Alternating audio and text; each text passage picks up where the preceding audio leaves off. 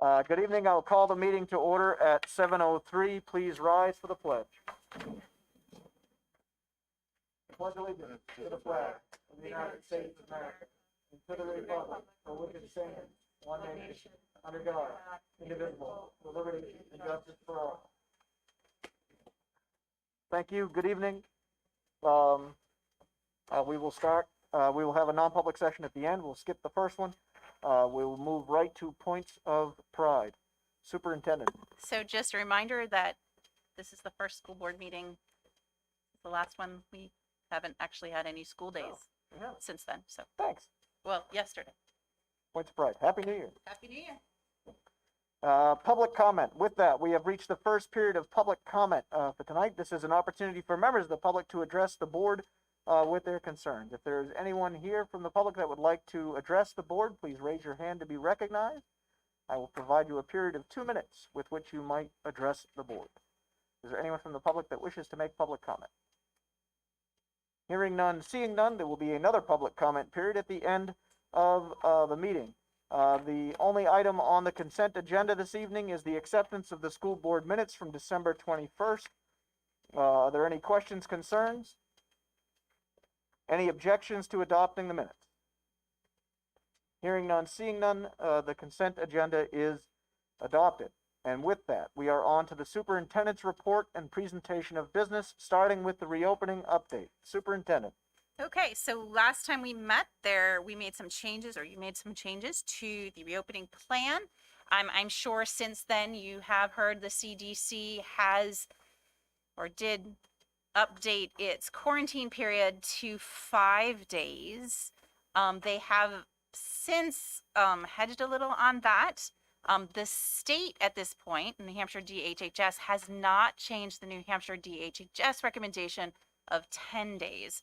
So we would continue as we have unless the board makes a different decision. And we will be putting out a video by week's end on all of the updates on the plan. And I can answer any questions. Rich. Go ahead. Sorry, Rich. I can tell you the testing stats too. Would it be helpful to make a motion now such that if the New Hampshire DHHS changes its guidance, it instantly takes effect, not at the next school board meeting? That would actually be wonderful. I would like to make that motion, please. Second. So moved. I have the second as Catherine. Discussion or questions? Sure. So the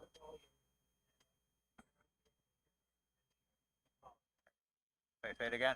My motion is that if the New Hampshire DHHS changes its guidance to conform to the CDC guidance, that would instantly take effect at Conval, not at the next school board meeting. And that motion was seconded by Catherine. Any additional discussion or questions? Liz. So I've had a few of my constituents reach out to me in some difficult situations regarding the quarantine period and some situations resulting in children being out of school for the better part of an entire month because of the way that our policies are structured.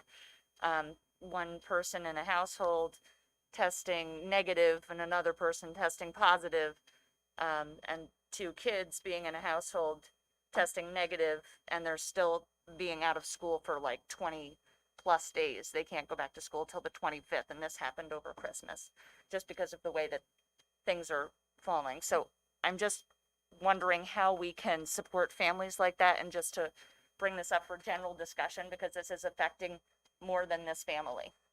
So well. Can I respond to that? So I would encourage these parents to contact me directly so that I can go through the guidance with them step by step. So that's the first thing. The second piece is to make sure that they are getting the tutoring, because we do have tutors in place for when students are out of school.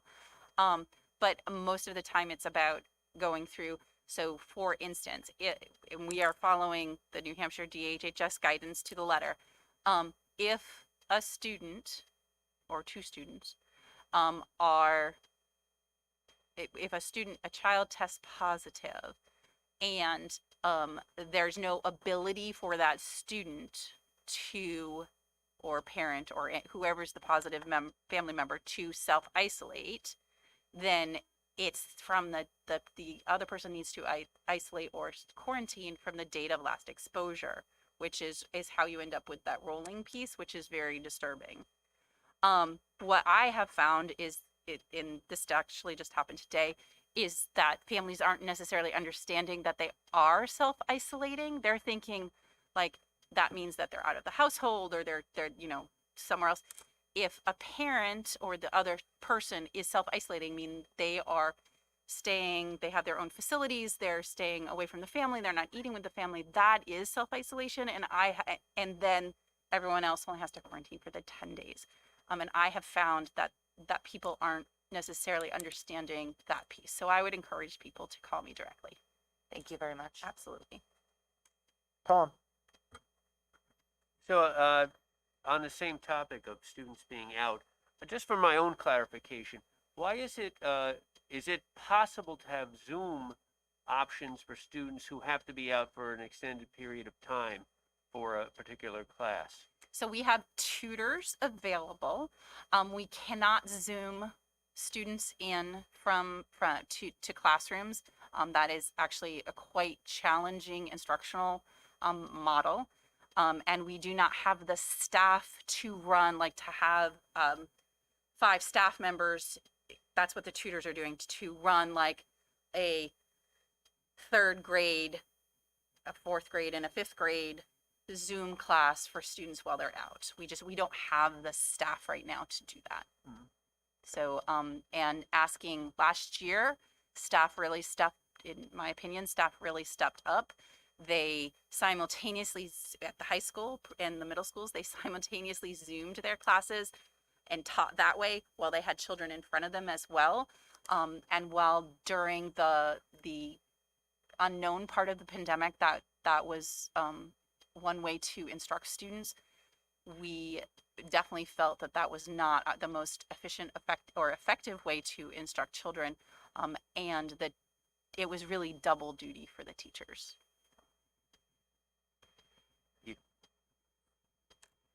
Additional comments? Dick? Just for clarification, Kimberly, if hypothetically I'm a high school student and I'm out, and I'm taking a course that finals are coming up pretty soon, there are tutors available that can assist me. Is that what I heard? That is correct. So And we a have parent should, 2 at the high school. We have 2 specific tutors dedicated to high school students. okay, so that parent, if that occurs, the parent should contact, They can call Heather directly. They Okay. could call here directly. okay. That should actually be being offered to students, and if that's not, I'm just something- asking hypothetically. Yep. Thank you. Typically, as soon as they get put on the list, the tutors, there's Reach a whole out. process where they outreach to the family. Okay, thank you. Additional comments or questions? Or discussion? Hearing none, seeing none, all in favor of Rich's motion to allow the immediate implementation of a revised quarantine policy should New Hampshire DHHS do so, say aye. Aye. Opposed, nay. Abstained. The motion carries. So then we have the monthly events calendar. What's not, just kind of something that's not here because it doesn't happen once. The strategic planning essay, strategic planning survey will be going out this month. There won't be strategic planning subcommittee meetings this month while we're gathering that information. Those will resume looking directly at that data next month. So hopefully, hoping by the end of next week, it'll be out. So, and then is there anything, so we're in the first week of January of 2022. We're all walking quietly into 2022. Maybe no one will notice we're here. Anything else this week people want to add? Okay. So next week, I would remind you that in addition to our regularly scheduled programming, we have the budget hearing on the 11th. Anything else that week? Okay, this week of the 17th. All right, and then the week of the 24th. February. Oh, sorry.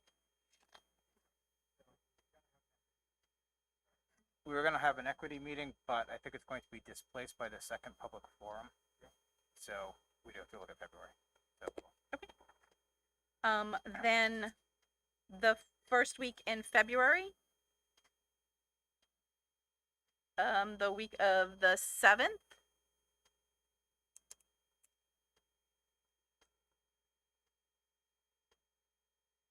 How about the week of, in district meeting is the 8th with the snow date of the 10th? The weekend of the weekend, the week of the 14th. And the week of the 21st.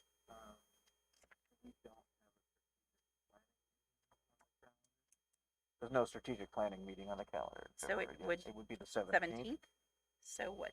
Well, I mean, the other one's at 6:30, so we can't go at 7. So it would have to be 7:30, right? Okay. So Strategic plan at 7:30. 7:30 on the 17th. Okay. Strategic plan, 7:30 on the 17th. It has to follow communications because they're already on the book at 6:30, or else it has to be earlier. So I presume you would rather later than earlier? Okay. And anything else Sorry, on the Jim? calendar?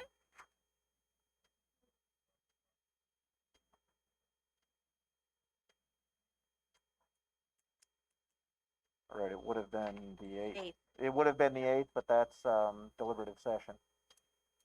Do you want to pick another, The 22nd, Jim? would be your No, next nope. Tuesday? We can't, Oh, you won't okay. be here. Oh, right. Are we closed? Oh, that, is No. that, No, we have that weird vacation this year because, oh, right.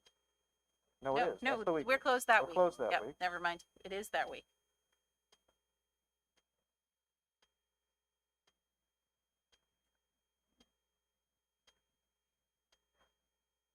You want to schedule it for the 10th in hopes that we don't have snow? Okay, so Okay. budget and property, what time? The 18th in the hopes of no snow. So, on the 10th, sorry. So schedule it first. What time? The- Okay, Are we talking about February? Yeah, February 10th is a Thursday. That's the deliberative, right? Well, that's the snow date of the deliberative. Oh, okay. So if there is no deliberative, if there's no snow on the 8th, then budget and property be the 10th at 6.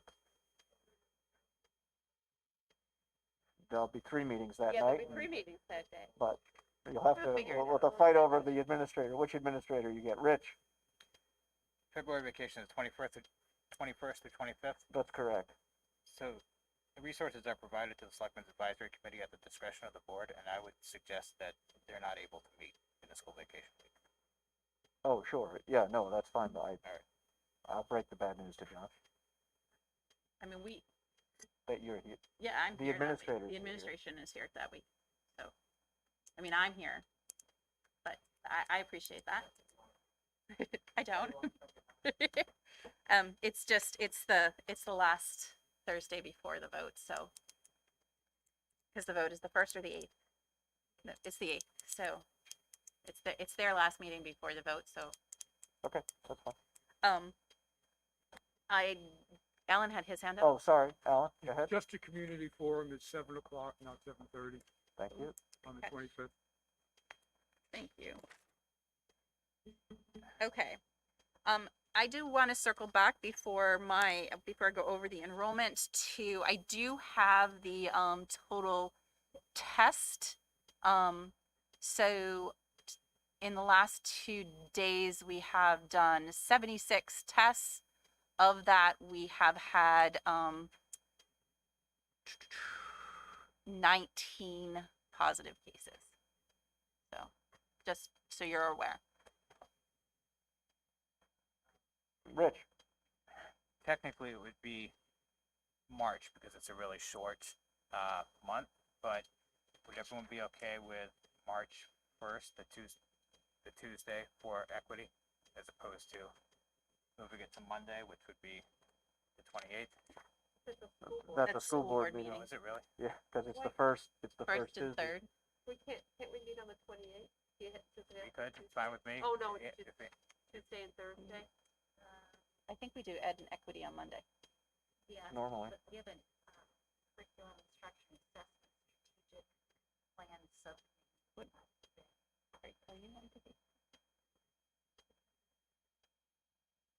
Oh, you're talking about the 21st? No, no, No, ri- no, the no. original question was the 28th. But I don't know what I'm doing Trying tomorrow. to get through this week. Would you consider doing ed and equity on the same day? It's fine with me. We're not doing it in January. I want to make sure we get it in February. Right. Whenever it works. Does that work for you? To do it on the same day. I won't be here on the 21st, but Oh, Janine can do it. well, what about the 14th of February? Yeah, Valentine's Day. I don't have any plans on Valentine's Day. I hope my husband's watching.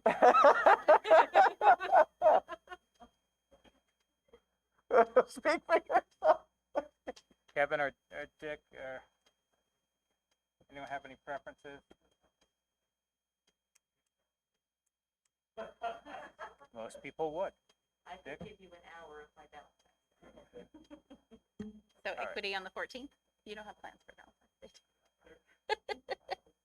Only if you put up, 5:30. only if you use a heart to dot the I. Thank you. All right. Okay. I do just, again, I did circle back. Are there any questions about testing or?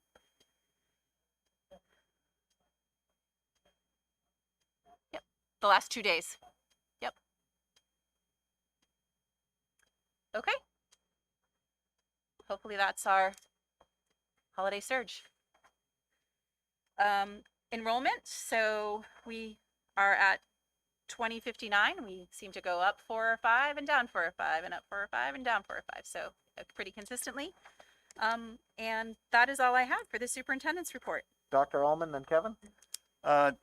Principal Dunning's successful motion to set up an assessment of the district's current 11 school setup seems particularly germane given the enrollment data. There are 3 classes in the district that have only 9 students and 2 that have only 7.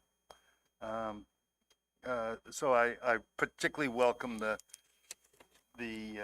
project to take another look at the current structure of the district.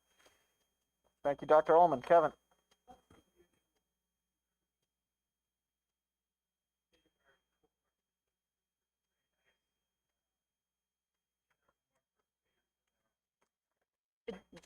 Not necessarily. I can go back over that information historically. So I'm giving you anecdotal information that since we have had full day kindergarten, we don't see the jump that we did prior.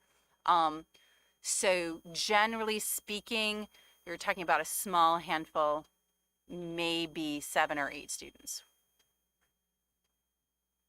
Although the last 2 years have been larger classes than we've seen in a decade. So that's, I don't know where that comes from. Well, I do know where babies come from, but.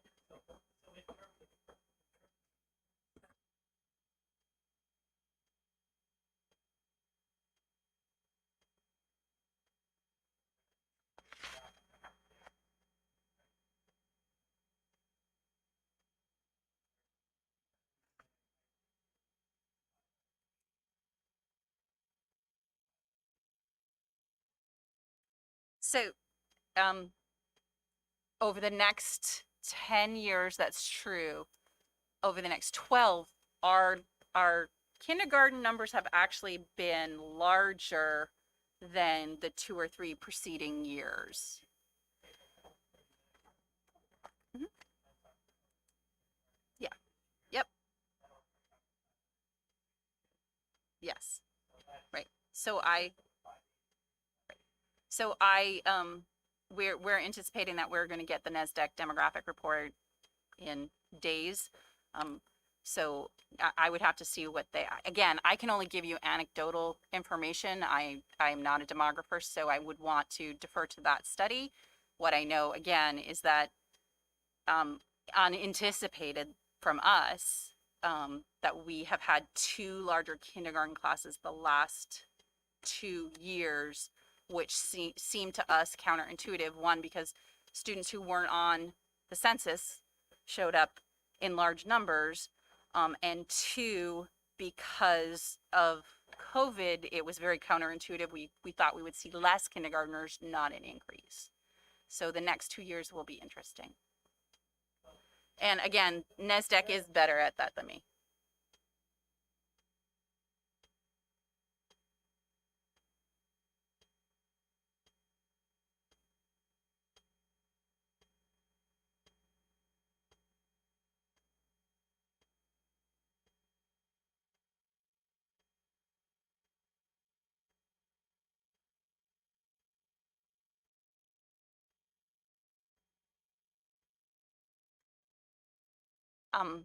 So again, anecdotal. I can tell you that the NESDEC projections over the last decade, and we haven't had them for about 5 years, but I will tell you that their projections were spot on for I don't know, the 10 years prior. And what they had shown was a steady decline in enrollment with a steadying out right about the last 6 or 7 years. So Kevin, will you turn your mic on? I don't think people can hear you. we're getting Yeah, text it does look like messages. we're gonna flatten out at about 1900 and just sort of sit there for a while. That is a high possibility. If there were more housing, you might get newer, younger families with Right. children. Insert housing rant here. Any other comments or questions on enrollment? All right. Hearing none, seeing none. On to teachers' representative. We have one of those tonight. We do not. All right. Student representative, Abby. Janine, you got a letter.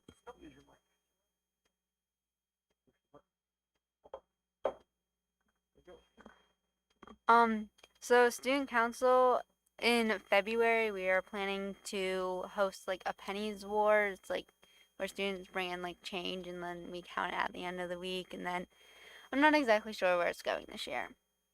And then the second week of February, we are going to be hosting our Spirit Week. And then unfortunately, the student council holiday party for Christmas got canceled due to weather, but we are planning on having one on Valentine's Day in February. And then the week of the 17th is finals week, which people will be taking them on the 19th and 20th, and then the 21st is makeup days. And unfortunately, tonight our girls JV basketball team lost to Pembroke. And that is all I have today. Thank you, Abby. Policy committee, Catherine. The policy committee met this evening. Tonight you'll see before you a first read for policy DGA, authorized signatures. We're going through the financial policies as a request from the business administrator to make sure they're updated and compliant, and we are keeping our financial policies and internal controls up to date. In addition, you'll see a second read policy, the correct version, JRA, student records, privacy, and family student rights. That'll be for a second read tonight. We reviewed policy LC, relations with educational research agencies, with some suggestions for how we're going to handle certain aspects of policy such as this moving forward as it relates to parent involvement and abilities of parents to access materials. And policy JCA, a change of school assignment in the best interest and manifest hardship, will go to legal for review as there were updates required by law in the 2021 legislative session. And that's about it. Thank you, Catherine. Under old business, legislative update. So I sent to our delegation, the reps and the senators, our concerns around the changes to the EFAs and the new local voucher option, as we had previously discussed. Obviously, all the hearings and the sessions kick off tomorrow is their first day back. And as you know, there are hundreds of bills related to education directly and general administration of the district beyond education matters as well. So no shortage of things there. I don't know if there's anything in particular you want to highlight tonight. I didn't prepare anything for specific updates, but Catherine? Well, the Senate and the House meet tomorrow to go over retained bills and vote. So that is the opening of our legislative session beginning tomorrow and potentially through Friday. So we will have at the next meeting an update on where that shook out from bills that were held over. And then, of course, moving forward, the hearings will start next week. And since I attend them all, I should be able to update you on everything. Thank you, Catherine. School board requests. Superintendent. So, sorry, this evening you received 3 different requests. The first came from a request that was made on December 16th. The second from a request that was made last Thursday. And one that was made Monday or Friday. I don't remember. It might yesterday. So you have all of that information at your fingertips now. So, and I want to go out on a limb and say that is all of the school board requests presently in the queue. Is that accurate?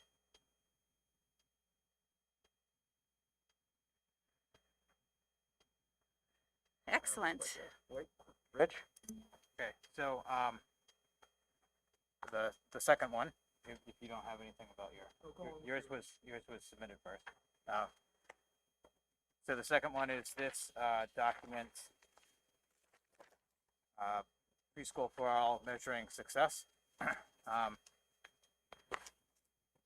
had actually requested we talk about this in this meeting, that we have a significant programmatic expansion and we hadn't defined what a successful program looked like and hadn't defined metrics and measures that we would use to determine whether the program was successful.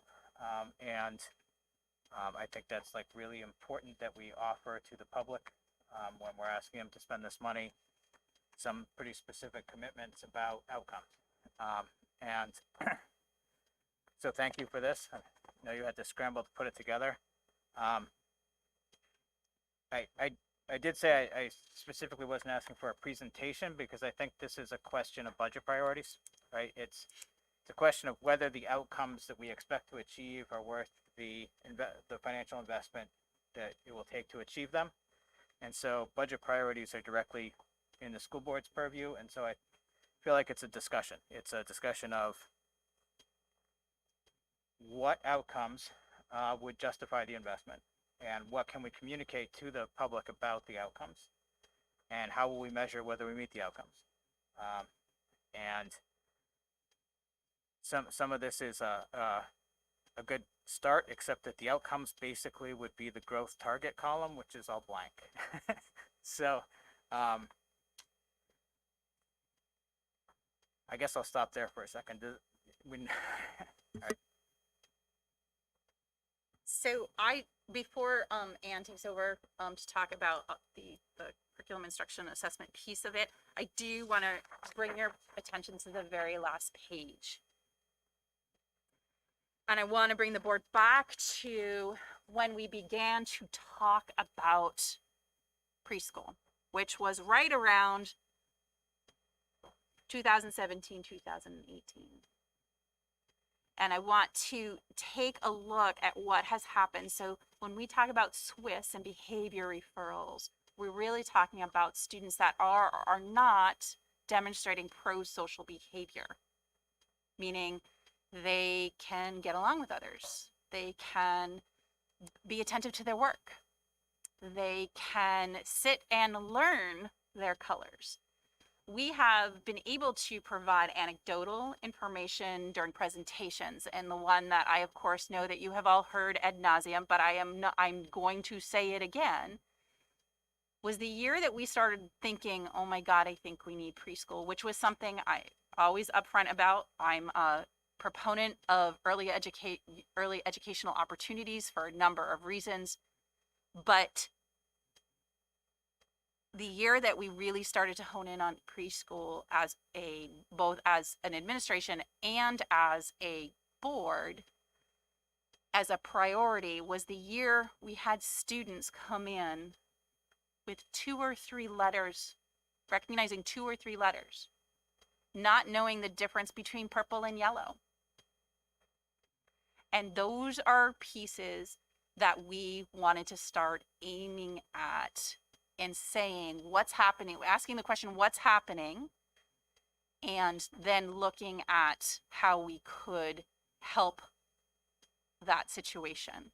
So this chart exemplifies what we know about the differences in students that are coming to us in kindergarten. And students, and this was pre-pandemic, and you'll notice the 2 pandemic years are indicated. This is pre-pandemic. And what students were able to do, how they were or were not able to attend to their learning. These are kindergarten referrals. What we're trying to do is get ahead of that. So I'll stop there and let Dr. Forrest be able to talk more about what all of these represent. And Ben's over there in the back.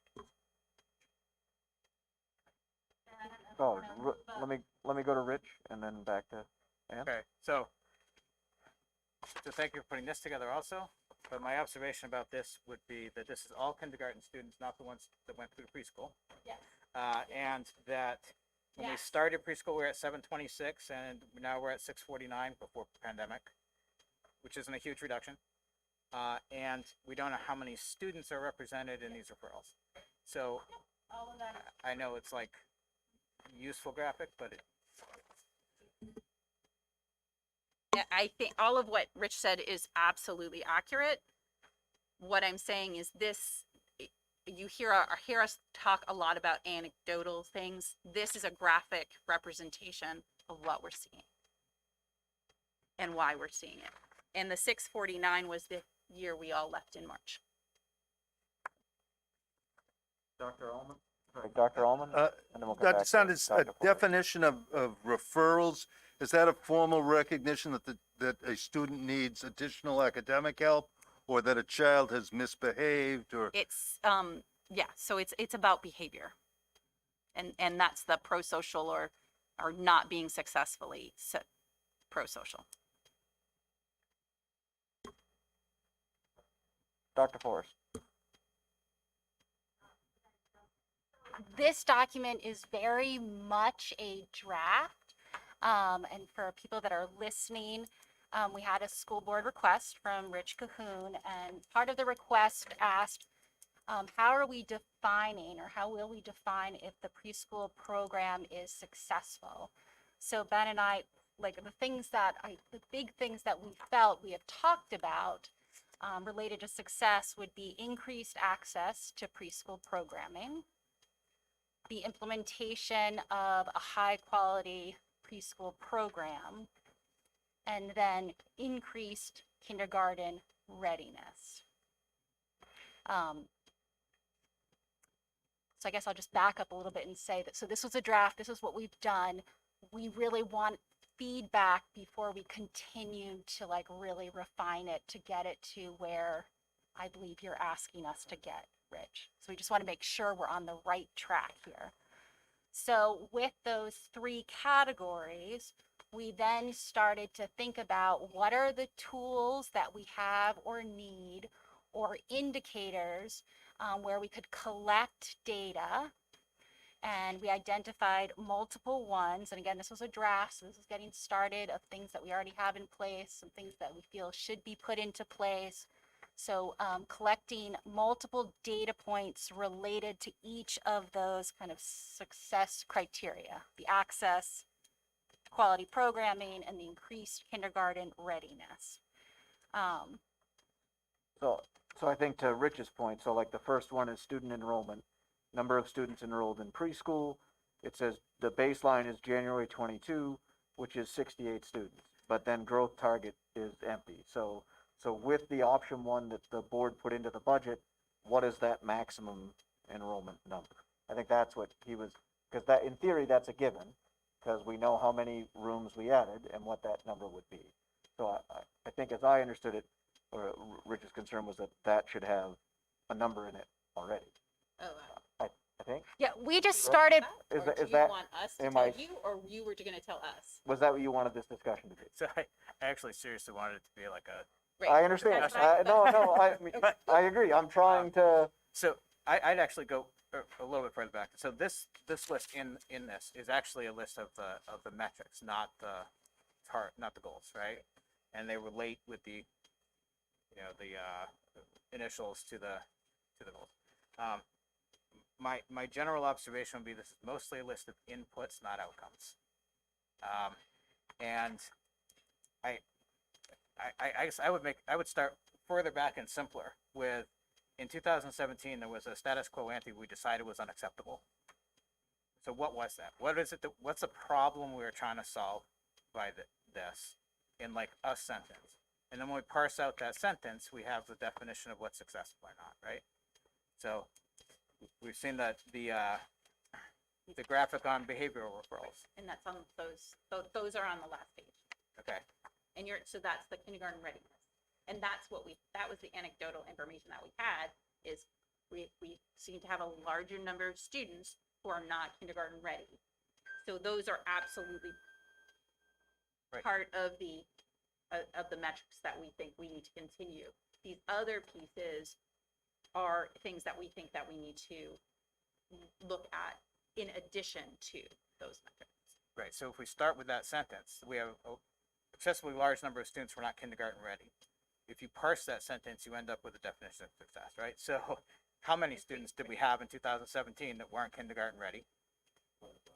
What is our expectation for how many will be kindergarten ready after we spend this money, right? That's exactly, that's the kind of outcome-based thing I'm looking for. And it's around kindergarten readiness. In other contexts, I feel like I have to point out, we've heard that we can't measure whether kids are ready for kindergarten. And now we're saying we're going to measure whether kids are ready for kindergarten. So we'd probably be consistent. If we can meet this measure of kindergarten readiness, then presumably we can enroll that kid in kindergarten. Right? I mean, If we're going to say that, yes, Right. then that But- should be something we but follow. that's a consistently. separate thing. But my big thing is outputs. Like, you're going to change the status quo ante how? By spending this money. There were 75 kids that weren't kindergarten ready, and now there is 50. Right? Yep. And then once we have that list, we look at that list and say, are those outcomes worth the amount of money we're talking about? Right? Is 25 kids now being kindergarten ready who wouldn't otherwise worth the amount of money we're going to spend? If it was 100 kids, maybe it's one answer. If it's 5 kids, it's a different one, right? So that's kind of what I was after. Thank you. thank you, Rich. Can I Yep. respond to that? Yep. So actually, I think we're on the same page, because, so one of the reasons why you don't see growth targets here, because these are all individual data points, and some of them are more appropriate for actually having a growth target than others, if that makes sense. So we didn't spend time, this is the type of stuff that will inform us as we kind of do a comprehensive evaluation of what needs to be tweaked. But I think where we're going is that we would have an outcome related to access, which is probably the easiest one, an outcome related to program quality, which potentially would be, and this is in process right now, but there are preschool standards, and we need to be, and we're measuring the preschool students and their progress towards meeting those standards. So that would be an output when they're in preschool, and then these specific outputs as they enter kindergarten. So here's how I think I understand what this is, where this plays out. So we're gonna present to the voters a budget, which is gonna have this investment. I think Rich's real question is, what can we say, or what are we going to say now in defense of that, not in September? Like, one of these things says Right. September, and I understand that if you had a program and if it was approved and if it was built, that's what you would assess.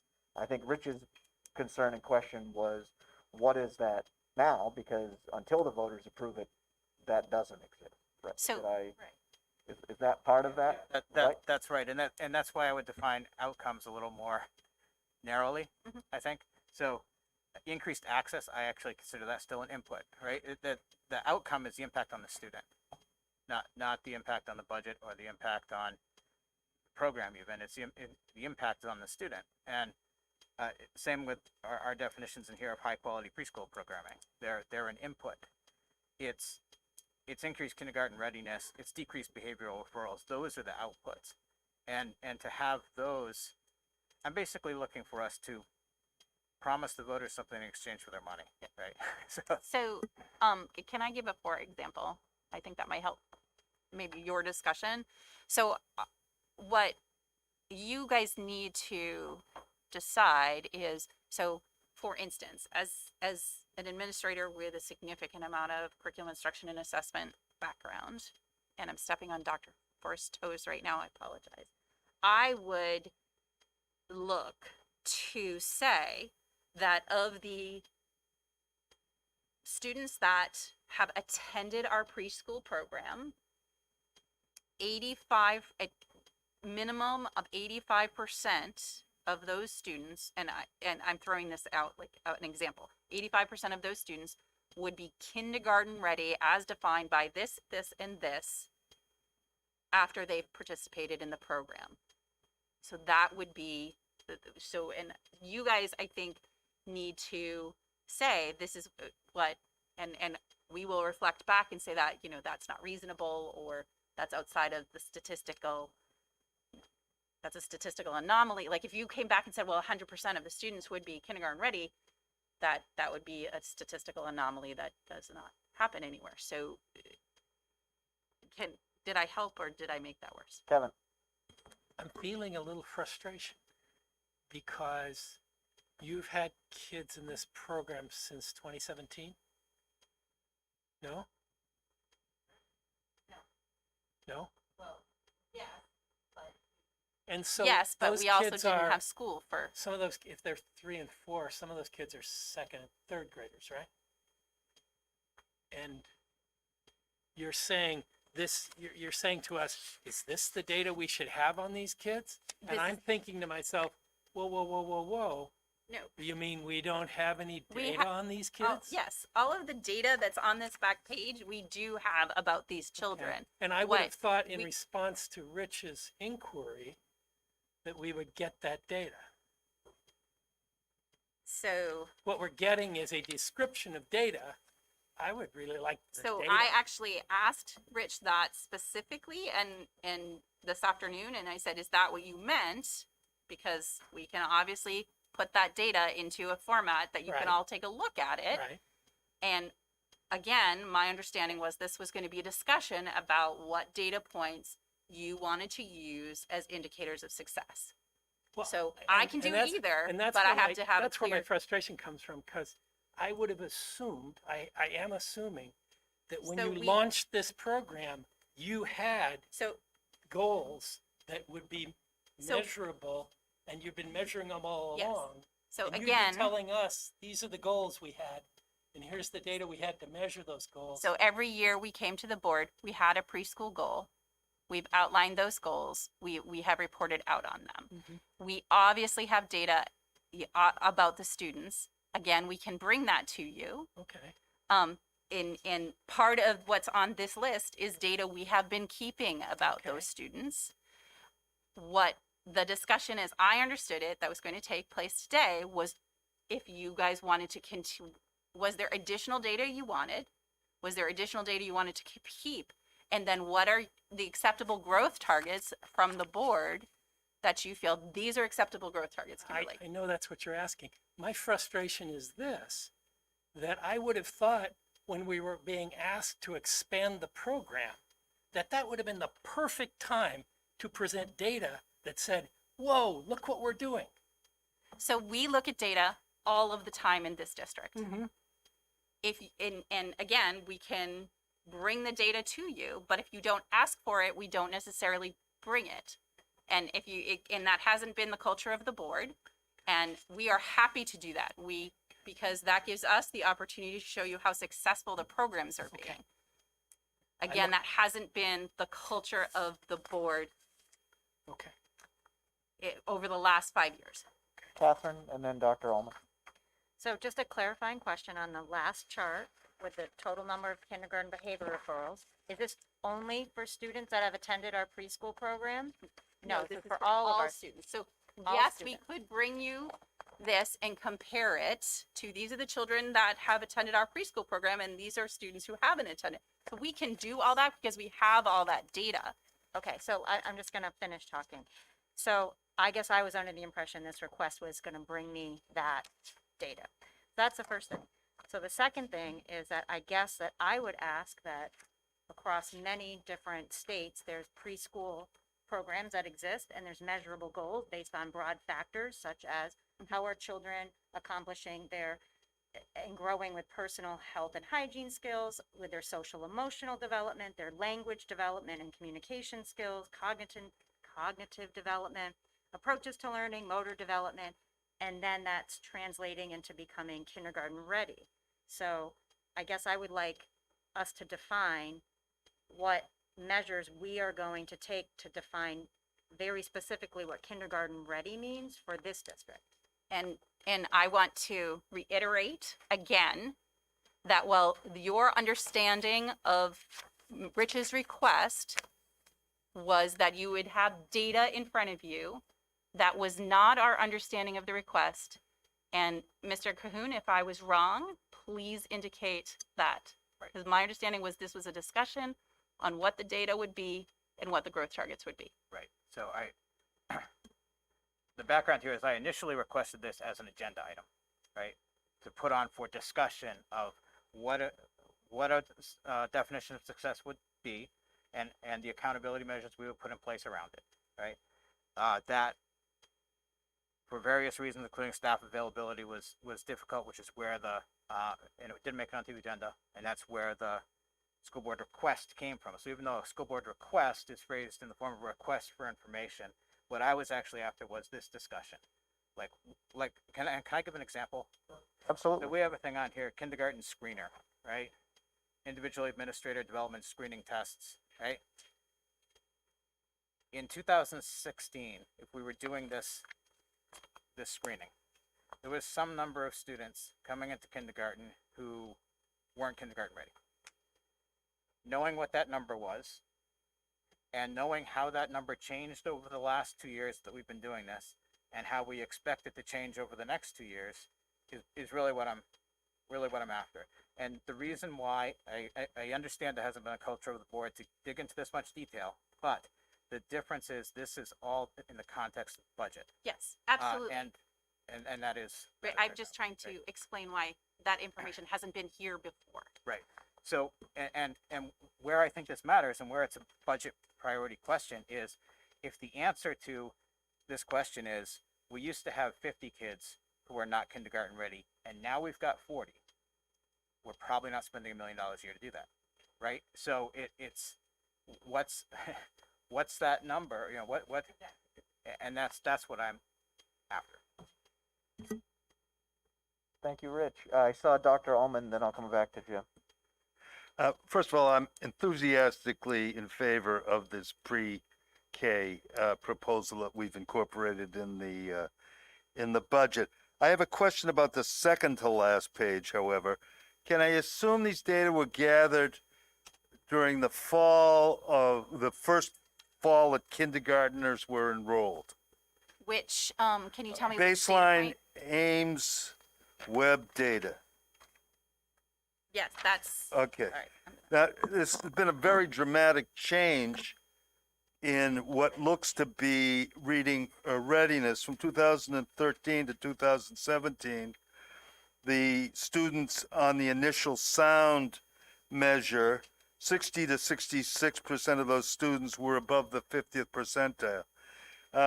2020 to 2022, the initial sound group above the 50th percentile, 36 to 38%.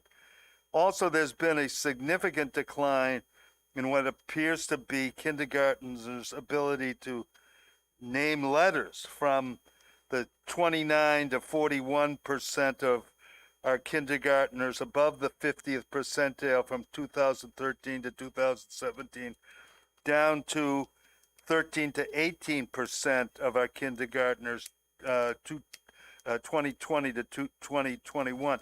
I would have expected that some of the students who were tested in 2020 and 2021 had come out of the pre-K programs and would have some advantages in letter names and initial sounds. But there's really quite a dramatic change So in these data. So, and you'll notice that data is not complete. So to be very frank, Ben and I sat down today and looked at this and looked at Rich's request. And so this is very helpful to us because it's helping us further, like what we put together would be how we as a district would do a comprehensive evaluation of a preschool program.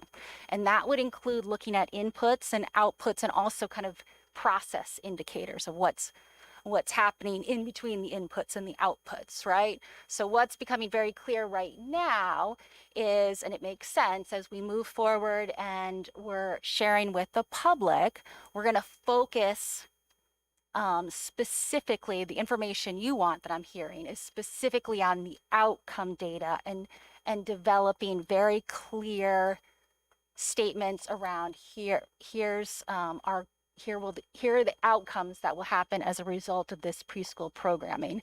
And then to support that, we can bring that specific data. So I just pulled the Swiss data and you're right, that's all of them. We can go back and parse that, right? And find out which, referrals for students who were in the program or not in the program. But as you can imagine, that's time intensive. So our hope was to come tonight, bring enough to support you all to have a conversation and provide us with greater clarity so we can bring back exactly what you want. Jim and then Alan.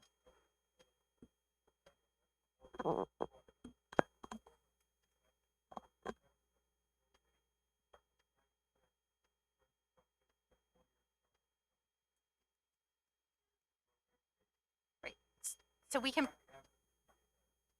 can parse out all of that data. We would look at students who had spent 1 year, students had spent 2 years, and that's what we would do.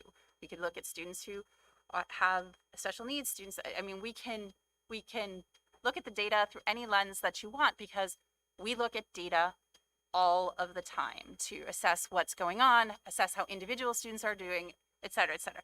I do want to address this 2020, 2021 data, which is not going to help my commitment to preschool. But please remember, the 2020 data you're looking at here represents the beginning of the school year. Still not great data. Students, remember, went home in March. And the 2021 data is reflective of that impact that would have had on students. So again, probably not, but whenever we look at data, we want to make sure we're taking those things into consideration. Just like when we looked at, you look at the last page and you say, wait, that's all students. It's not necessarily just the ones that stay here or went here for preschool. So just, again, those 2 years, the data does look really pretty dismal. On the other hand, that's very pandemic related. But And I also think those are specific to kindergarten, right? So to me, that data is showing that we have more kindergartners coming in when you look at the multi-year with greater needs. Maybe it supports wanting to put a preschool program into place where we reach more kids. Alan. Yeah, I just want to make sure is that there's another request, one that I did, and just to make sure people, this one is a little more, I think, pragmatic or pedestrian than Rich's is, but I think it dovetails with this pretty well.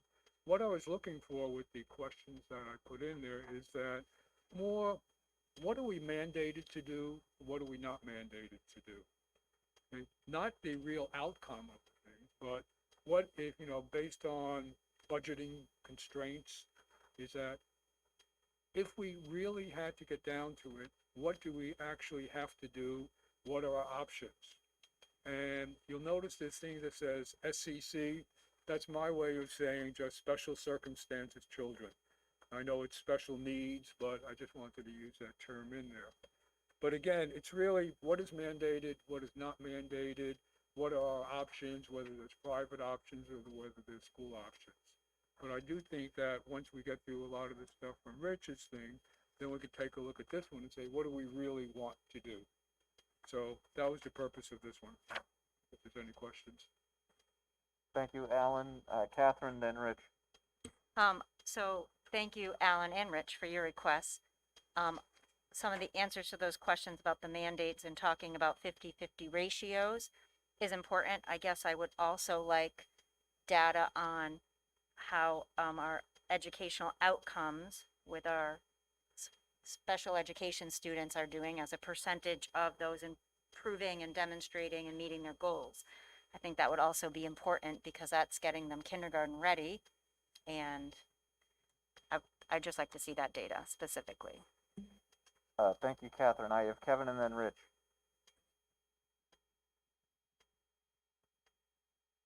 You have your hand up, Tom? Oh, okay.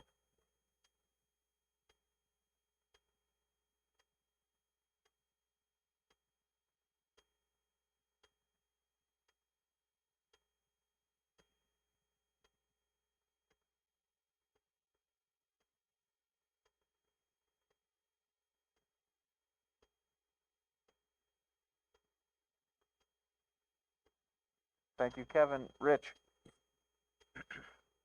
And So- Kimberly. I think part of the difference between the two requests, and it's good to get this, but I take it as a given that we're already doing what we're legally required to do. So that what we're talking about here in this budget season is all stuff that we're not actually required to do. So that's true, right? So I do want to say also, while Ben and Ann were working on this afternoon, I did get a message, but I didn't see it till 5:30, so I probably could have been more helpful. But I guess what I'd be after is on these things. In 2016, there was some percentage of students, there was some number of students who were not ready for kindergarten. After 2 years of offering this before the pandemic, there's some number of students.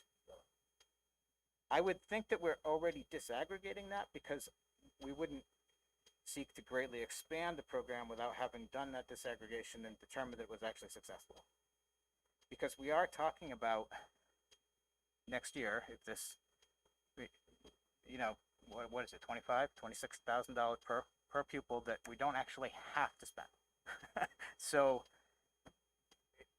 do we know how many? We can absolutely bring that information. So that's the first thing. Am I ready? Okay. So the second piece is, please understand that every year that this has been on the goals, the board, the administration has been instructed to march forward with preschool. So we have been working under the direction of the board towards preschool. This board has every opportunity and every legal right, all right, right's not probably the right word, but to decide to roll that back.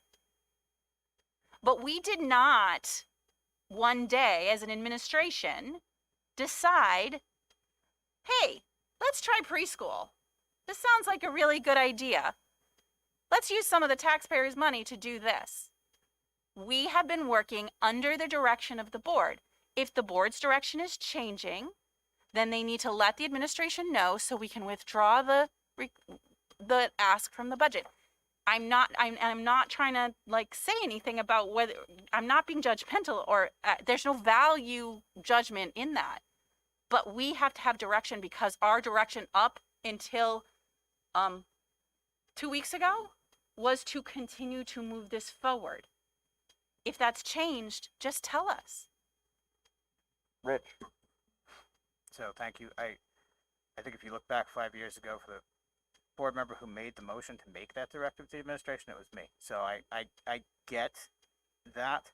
I do think, and I don't want to relitigate the whole program, but we did talk about things like kids are coming with no experience of sitting in a classroom. Kids are coming without knowing letters and shapes and colors. And what is new to me, and I've been here this whole time, in the last month and a half, is that a classroom teacher can teach kids colors, letters, how to sit in the this staffing model and that integrated approach has not been as completely communicated in the past as it has been in the last few weeks. Great. So Jim, do you want to? So we did take to budget and property some alternatives to that. Jim, do you want to talk about that or? Okay. Oh, all right. So this is yours or is this mine or? So what we said was we know that we can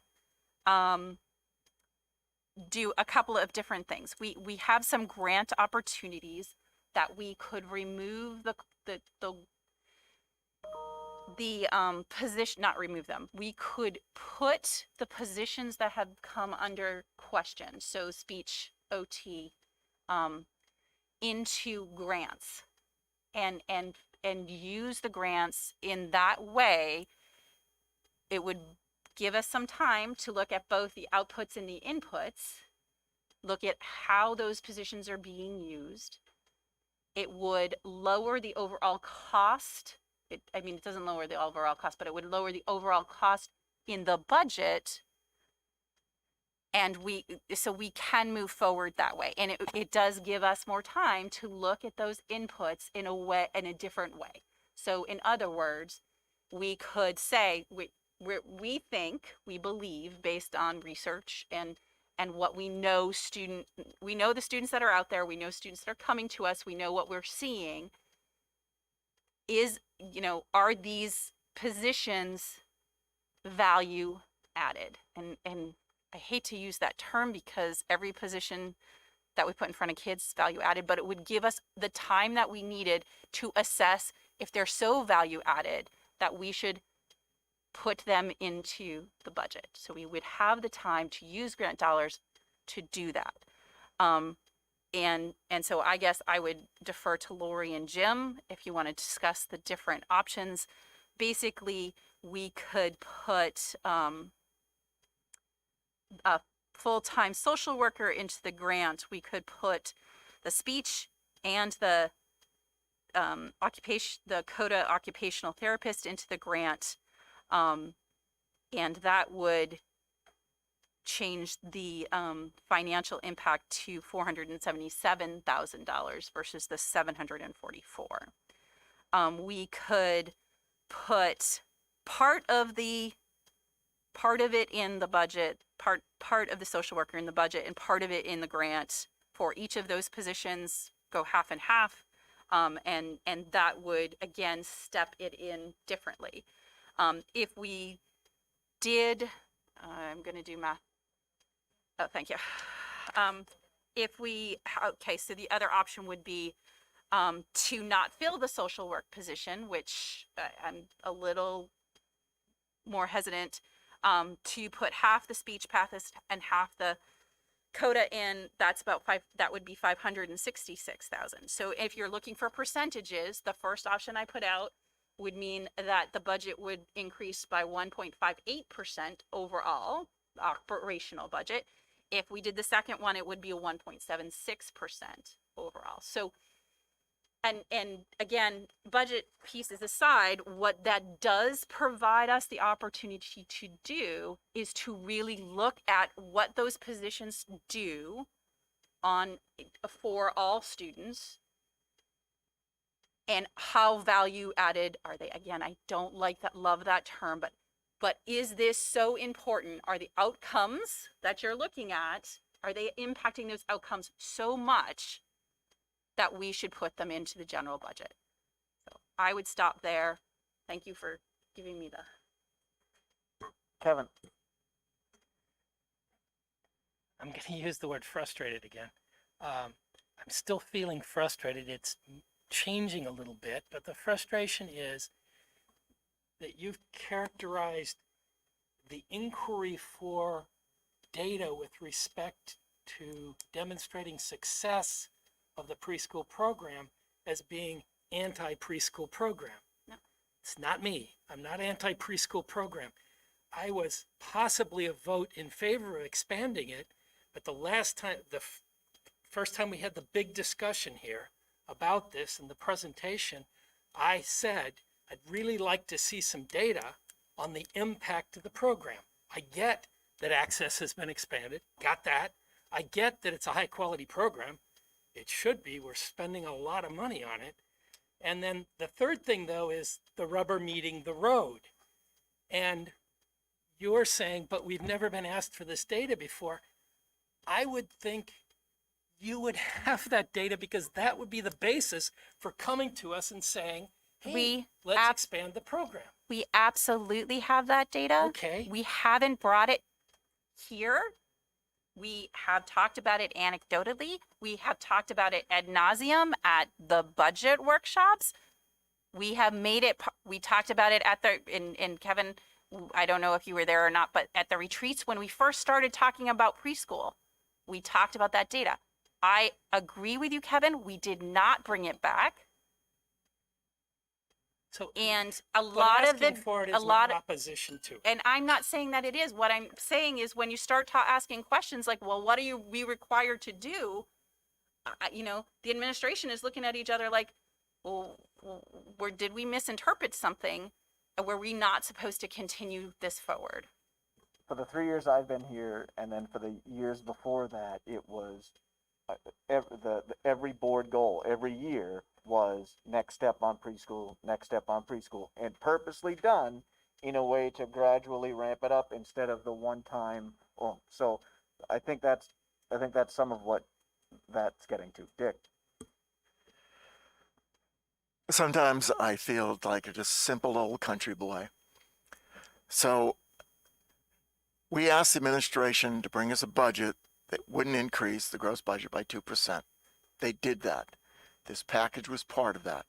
Then we had the discussion about the preschool and how we could save some money by being a little more creative. We had that discussion. Whether we do that or not is not my issue. If you want me to buy your car, convince me why I should buy it. If we have the data, show it to us so that it can be showed to the public. You buy this car because it's so much better. You get 10 miles to the gallon compared to 55 miles to the gallon. That's why this is a better deal.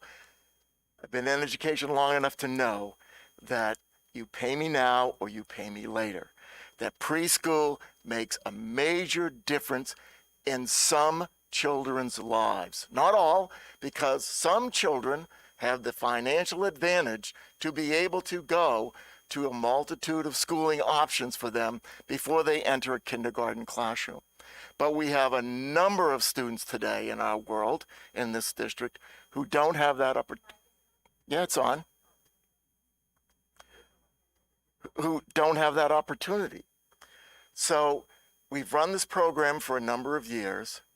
Show me the difference that has taken place here in the Conval School District to convince me to say this is worth it. Once we do that, I think we've answered the questions here.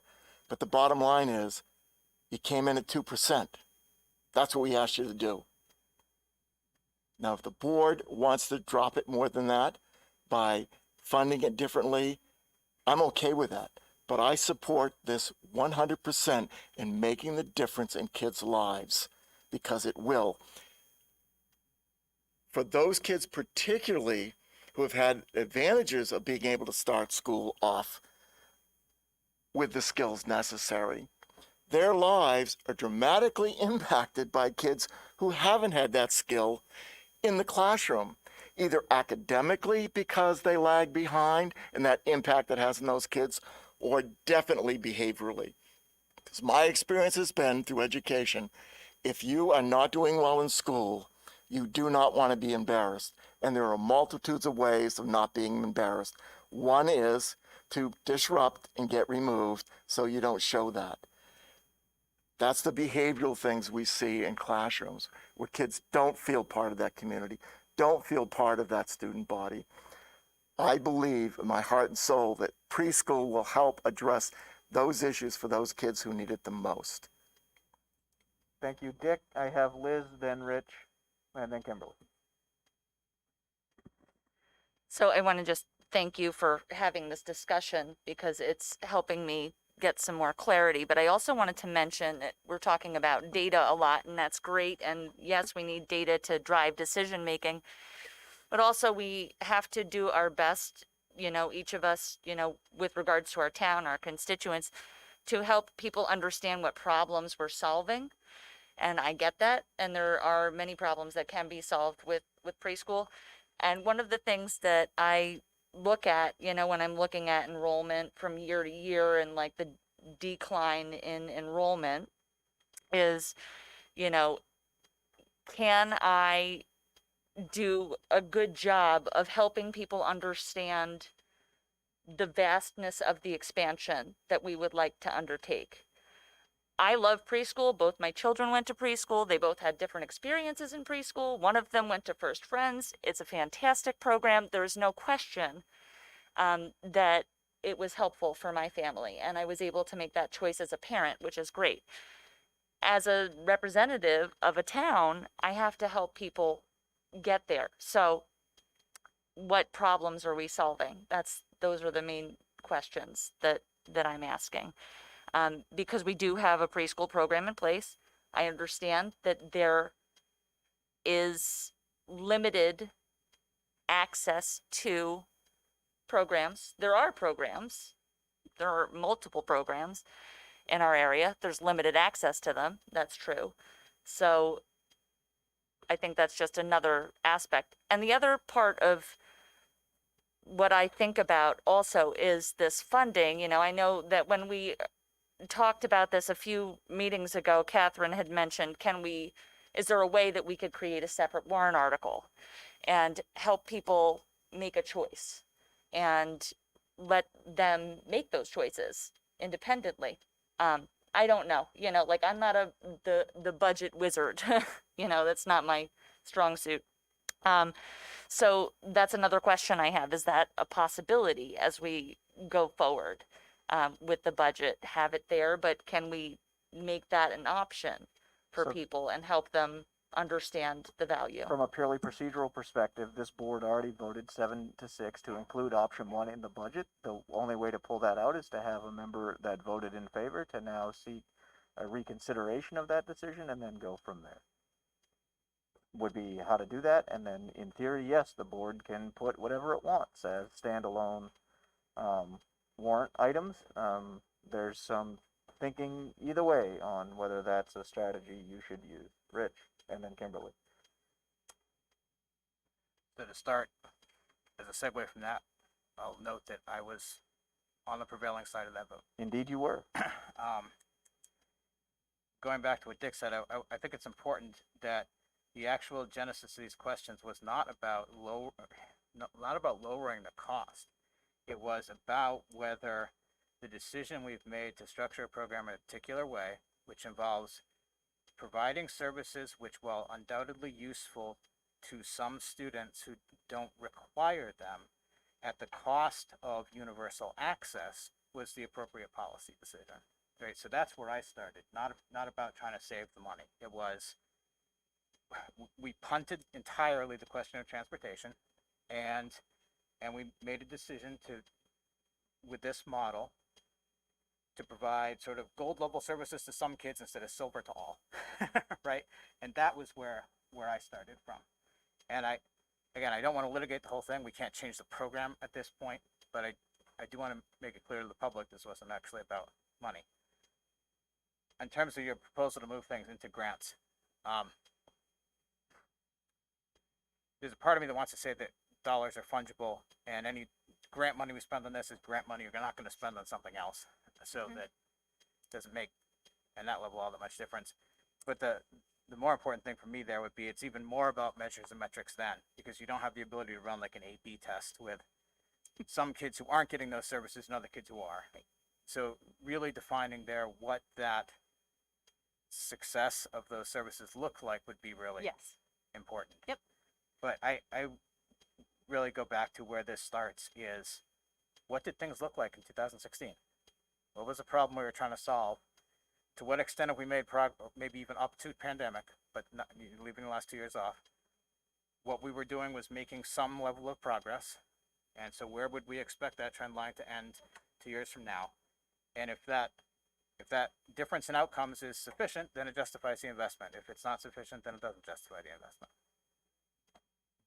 Thank you, Rich. Kimberly? So last year, about this time, I made a pretty significant recommendation to the board around grant funds. So I haven't worded a recommendation at this point related to the grant funds. So I am going to right now make an administrative recommendation because that is actually what you pay me to do. And I am going to tell you that I believe it's in the board's best interest to adopt the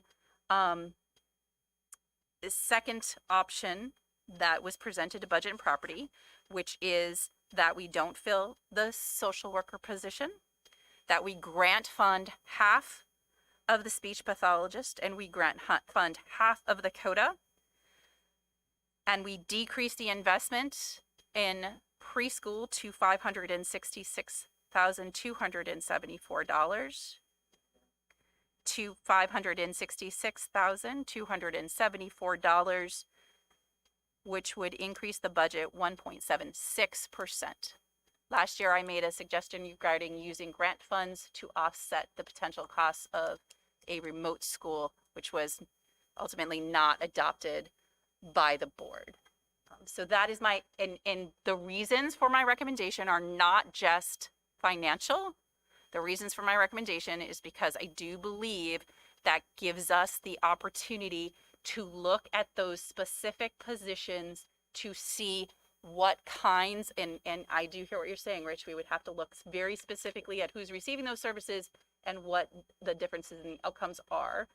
But I think that gives us time to really look deeply at those positions, what they do, and why they may or may not be high quality inputs to a preschool program with high quality outcomes.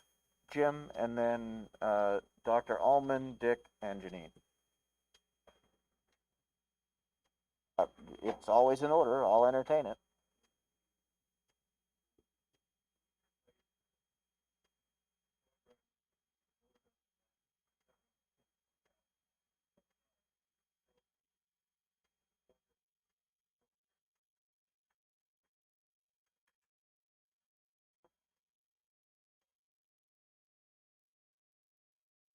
So I'm going to rule as chair that the first step in that process would be a motion to reconsider.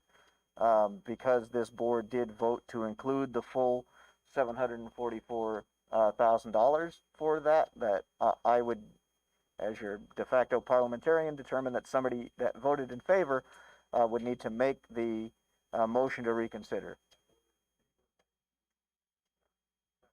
There's a motion to reconsider by a board member that voted in favor. There's a second by a board member that voted in favor. I don't have my pocket parliamentarian trick on me. I think it's a 2/3.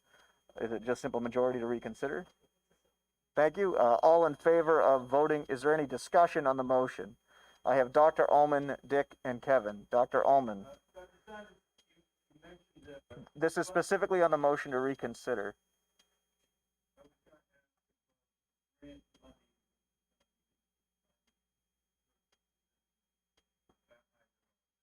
Probably not.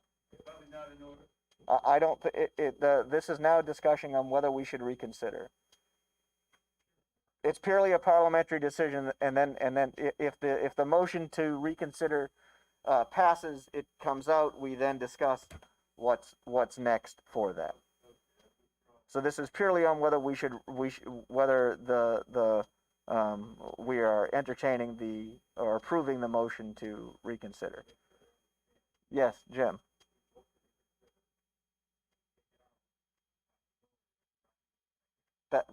It would then takes another motion to put something else back in. That is my understanding from a parliamentary procedure. That's correct. Dick and then Janine. Just a point,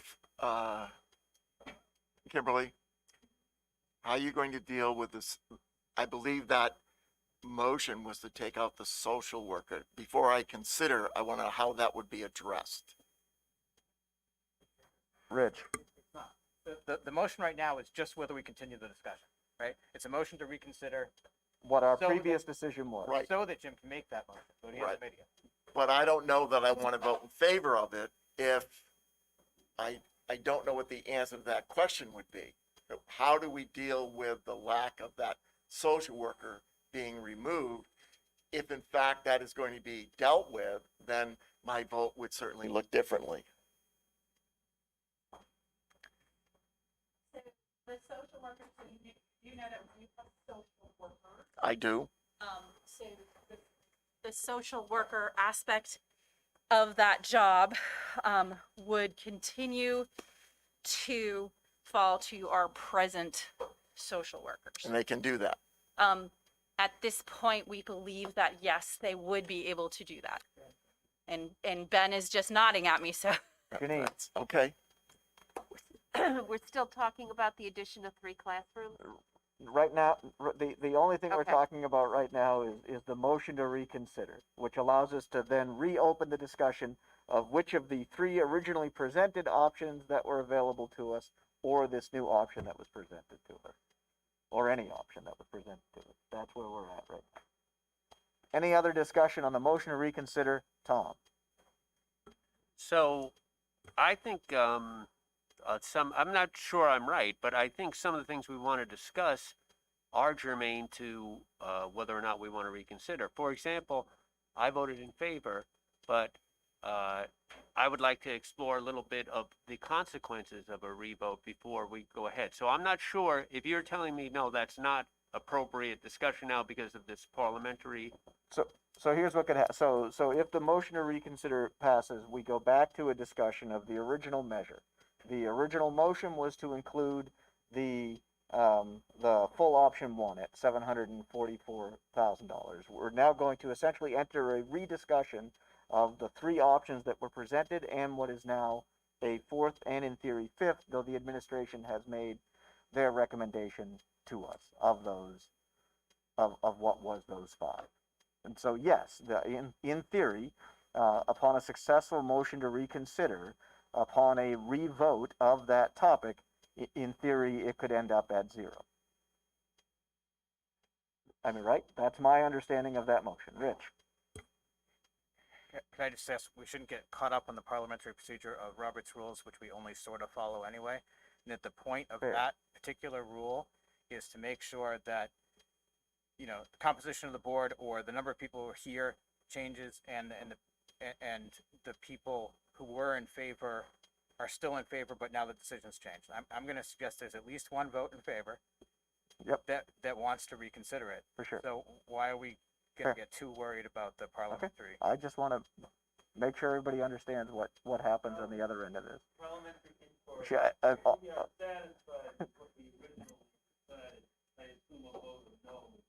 a vote, if you are satisfied with the previous decision of the board, you can vote no on the motion to reconsider, and that previous vote would carry.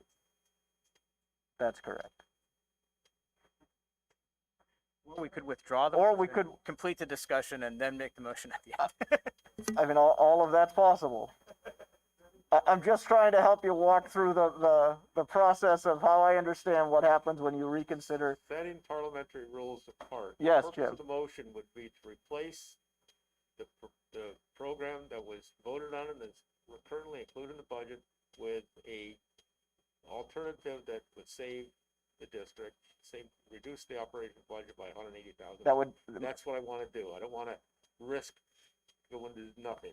understood. So make sure I need help constructing. I'm with that you. No, that's motion. the right motion, but because the board has a vote on record on this, we need to resolve that first.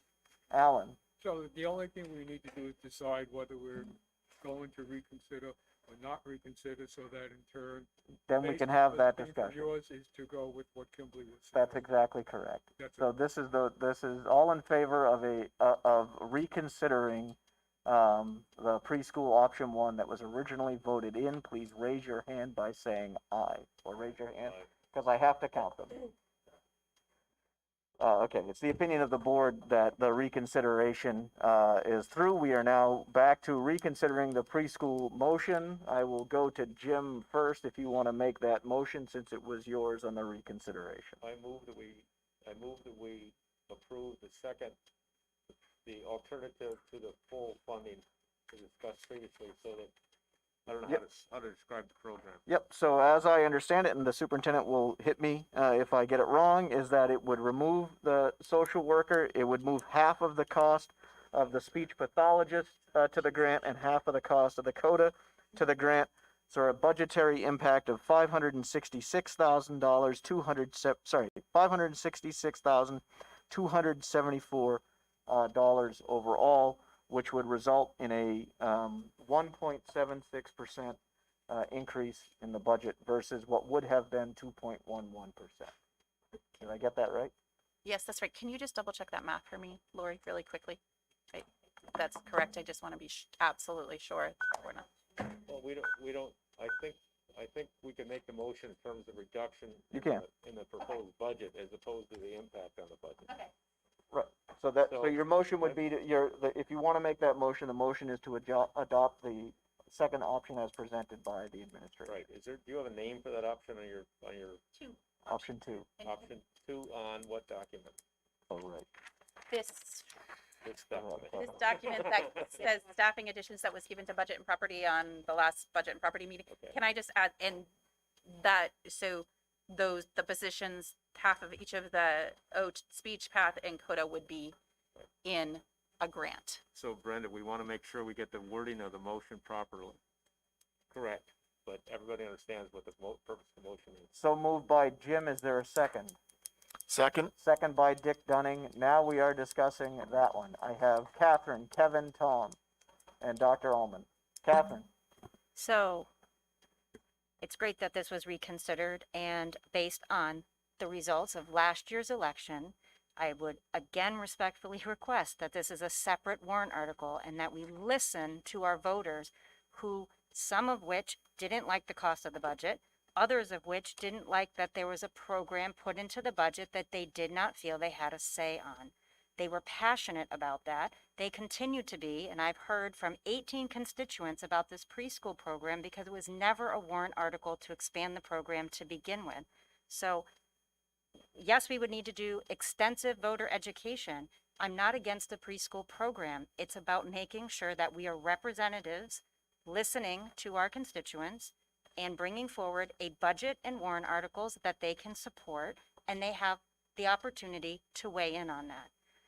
So I would like to amend Jim's motion and ask that we choose that option and it be a separate warrant article. It doesn't work like that. First, I go back to Jim. I mean, I think I'm going to let this one go, and then depending on that one, we'll go from there. Kevin?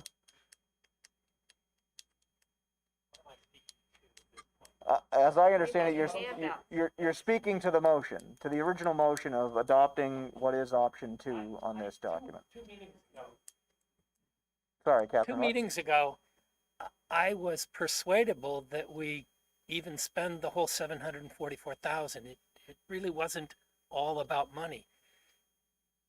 That's when I thought there wasn't data. Now I think this decision-making process is upside down.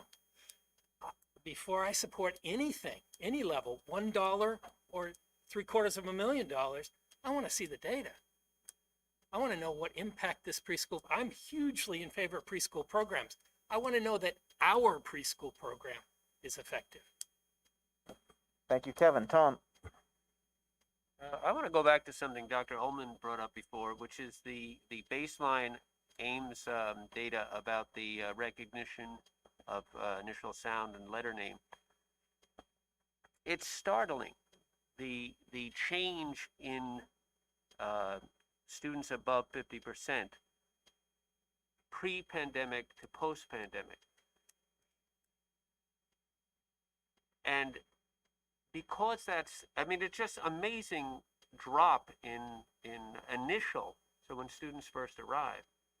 So I just I'm trying to wrap my head around that as to what caused this really pretty consistent results from 2013 to 2017, and then 2020, 2021, these abysmal results. Okay, all right, so, can I just, before we go further, I want to make sure people understand what initial sound fluency means and what letter name fluency means. There's a difference there. So letter name means that I see an A, I say it's an A, versus initial sound fluency is that the sound that the letter, A says A says every letter makes sound, and A says So that's the, just so people are aware, initial sound fluency means the sound that the letter makes. Letter naming fluency is I see an A, I call it an A, I see a B, I call it a B. Okay, just so it didn't mean that that's where they were when they came in. Well, I'm not that I just want to make sure that people, yeah. but that doesn't really get into the drop, does it? No, I didn't want people to think that was their initial understanding when they walked through the door. Well, I guess what I'm thinking is, if the pandemic, which I am going to assume is the cause of this dramatic change, is in the middle of us trying to institute and measure the impact of a preschool program, we are really going to struggle mightily to be accurate to describe the impact of the preschool program. Thank you, Tom. Dr. Ullman. Three quick questions and then a completely irrelevant statement. Are we still doing 8 classrooms under proposal number 2? Second, when we talk about shuffling these positions from the budget to grant money, is that grant money at present? We're not applying for it, it exists. Question number 3 is, if we were to adopt this proposal, what percentage of increase in the operating budget could we present to the public? And then a fourth completely irrelevant statement. If you have a nodding acquaintance with brain development data, and Dr. Kriebel clearly is an expert at brain development, I think you would understand that by the time a child is 5 or so, about 90% of his brain development has taken place. So I was enthusiastic about the original. Is that I should defer to Dr. Kriebel. I was in favor of the full-fledged 8 classroom social work, etc. That original proposal, because I'm just so convinced that getting at young people from the time they're born to the time they're 5 is so absolutely essential. More important overall than later programs. So those are the 3 questions. 8 classrooms, we have the grant money. What would be the overall percentage in operating budget if we were to adopt this proposal? It is 8 classrooms. Yes, so this would be specific to IDEA grant dollars. And 1.76, when 1.76 would be the increase in the budget after the administration was asked to bring 2%. Rich. So by moving half of each position into the budget, if those positions were in the grant, they would be grant funded 1-year positions. Not exactly. So I would need to do a kind of crash course on the IDEA grant. We can obviously put them in for only 1 year. So you're advocating for putting them all in the grant? I guess. I'm advocating for, if the purpose of the grant is to gain time Yep. to test the value add of Mhm. those positions, that they shouldn't be Ooh. permanently continuing positions until that test is done. So they wouldn't be permanent position, so they wouldn't be permanent positions. I mean, half of them would be in the budget, half of them would be in the grant. We could remove the position the following year, or we could put them all in the grant if we needed more time. So it gives us play that we wouldn't have if we just put them in. My procedural question when we vote on this, if we vote on this plan without hashing out the rest of what we're voting on, we'd be adopting something again that would need to be reconsidered if we had the rest of the discussion and wanted to change something further. Is that right? Is that right? If the motion carried and the vote was yes, this now goes into the budget. That's the budget that would be available for public comment at the public hearing next week. The week after that is this board's final shot at what budget goes on the warrant. Right. So So yes, if that's true, then I would like to consider the rest of the discussion, because I'm not prepared to put it in. I think we do need to consider Catherine's proposal still. And I'm going to vote against it, but I think we should consider it. And on that, I want to make sure I don't miss something, that Catherine's original request was to amend the motion, which I guess I can then go back to Jim and ask whether he's willing to do that and whether Dick would second that or not. But to me, that's a separate question. but what I still want to know before, because this is our last chance, right? We have to approve the budget tonight. And We have to approve a budget tonight that then goes to public hearing, and then we get another shot. My understanding is how we did this last year, based on my review of the minutes and the procedure, unless I've entirely lost it, is this is the budget.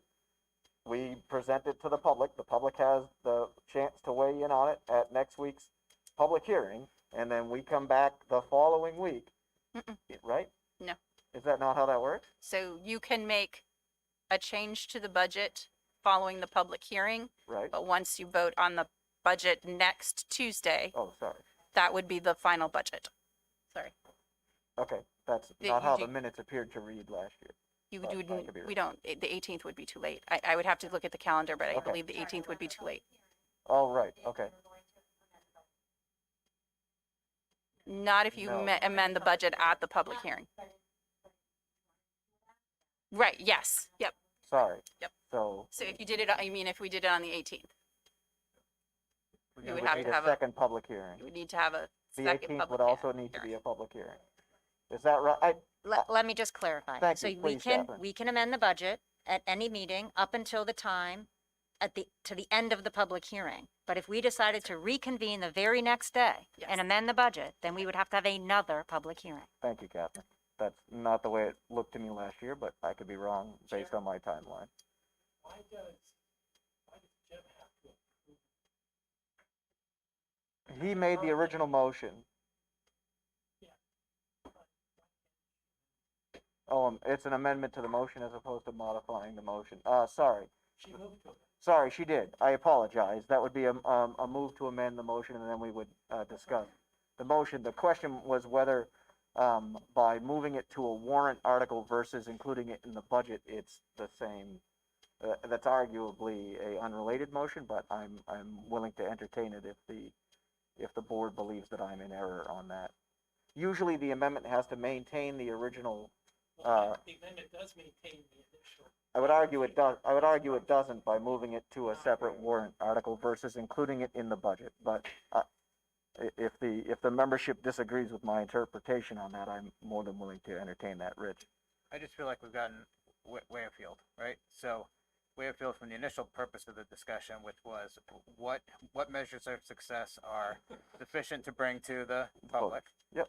But a little bit further, we're talking about how to add stuff back into the budget when we haven't asked the question of, are the measures that we that we arrived on sufficient to justify putting it in the budget. So we're about to vote on putting it back in some form. And I'm still wanting to know this, and I want to bring it back to like really basic terms. We got 68 students now. 34 of them will be special needs, right? 34 will not. So we're talking about a universe of 34 students that we're impacting at this moment with our expanded preschool program, maximum. Right? No, well, because it would be expanded. Well, I understand that, but in terms of who's actually being impacted, 34 of them are receiving services anyway. We spent some additional amount of money after 2017 to expand our preschool program. That had resulted in some number of additional kids. What's that number of additional kids that we're serving right now that we weren't serving in 2016?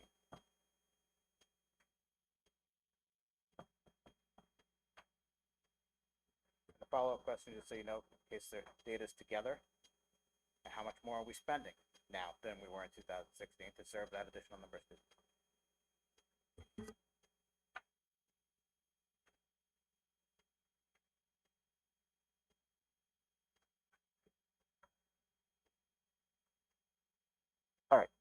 So the initial motion on the floor was to go with option 2. There was a second by Mr. Dunning.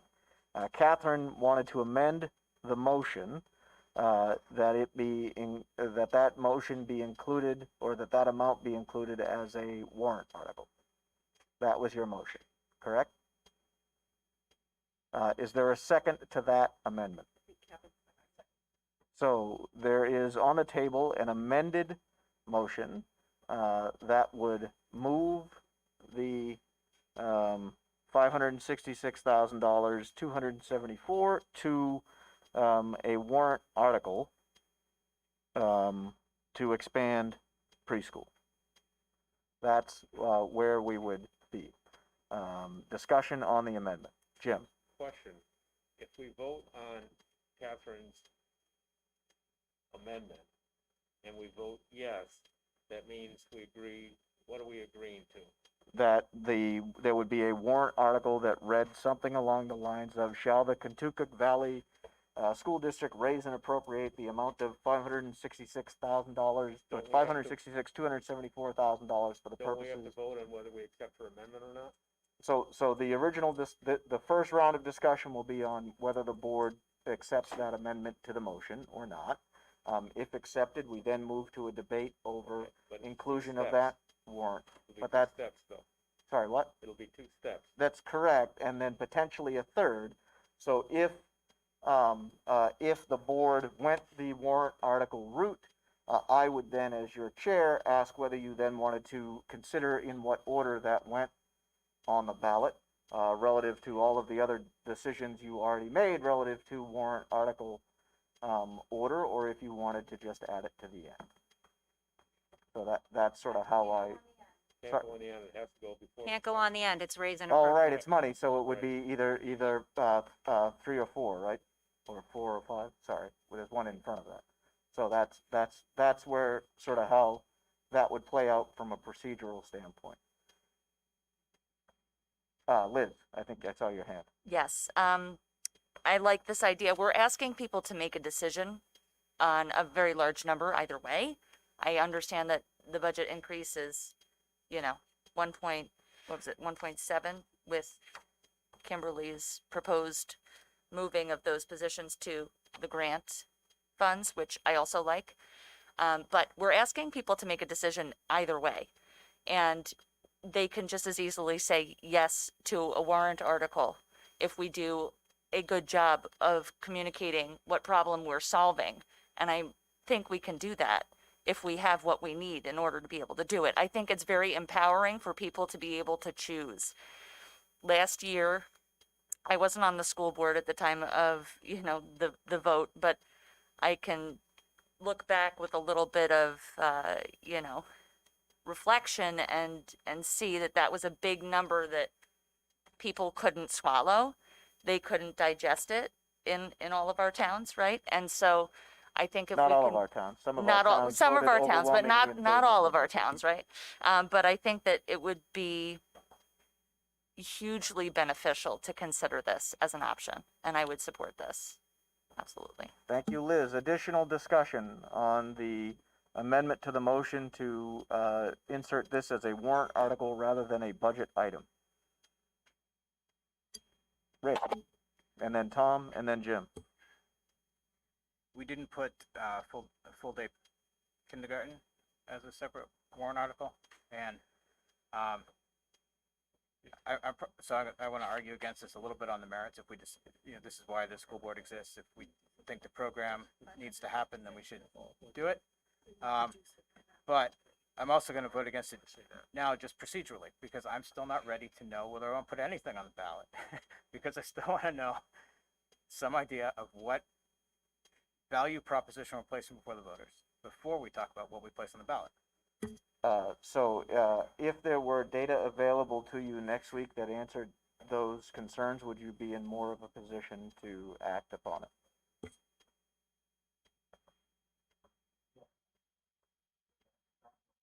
If next week is the only option, what would you need to, I'm just trying to prepare the discussion, if that's, it doesn't matter to me either way, obviously, it's up to you as to how you cast that vote, so I'm just trying to. So I feel bad for the superintendent, assistant superintendent, and Ben who are trying to scramble this together at the last moment. But I would go back to, these questions were all raised in the initial budget presentation day, on that workshop day.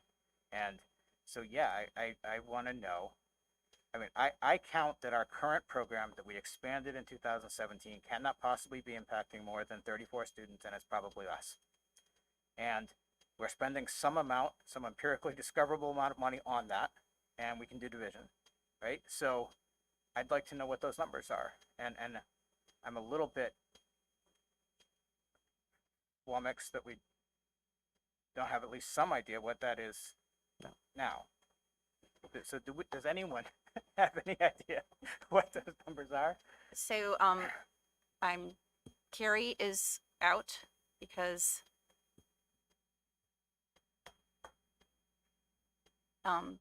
she cannot be here tonight, because she is sick.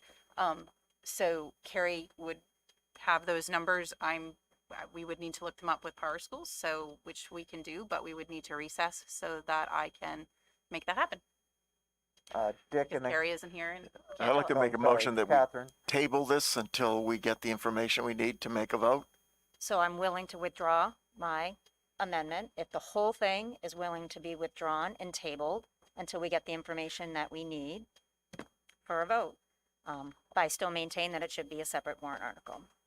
Next week, i.e. discuss it at the public hearing, because that's the timeline we have, or we call a separate meeting. Or recess. What do you mean? You can recess so that Ben, I, and Ann can go gather the information. You need to be very specific about what you want.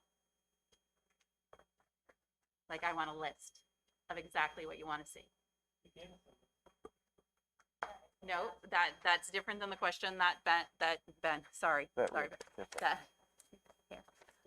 Rich just asked. Rich asked a very specific question. He wants to know how many students were in the program in 2016, how many students are in the program now, and what the difference is in the But I don't need to cost. be exact, right? So the reason that number is important, and maybe this will help, maybe it won't, but the reason that number is important is because that's a number that we have decided is worth it, right? That amount of money per that amount of kid is what we're spending right now.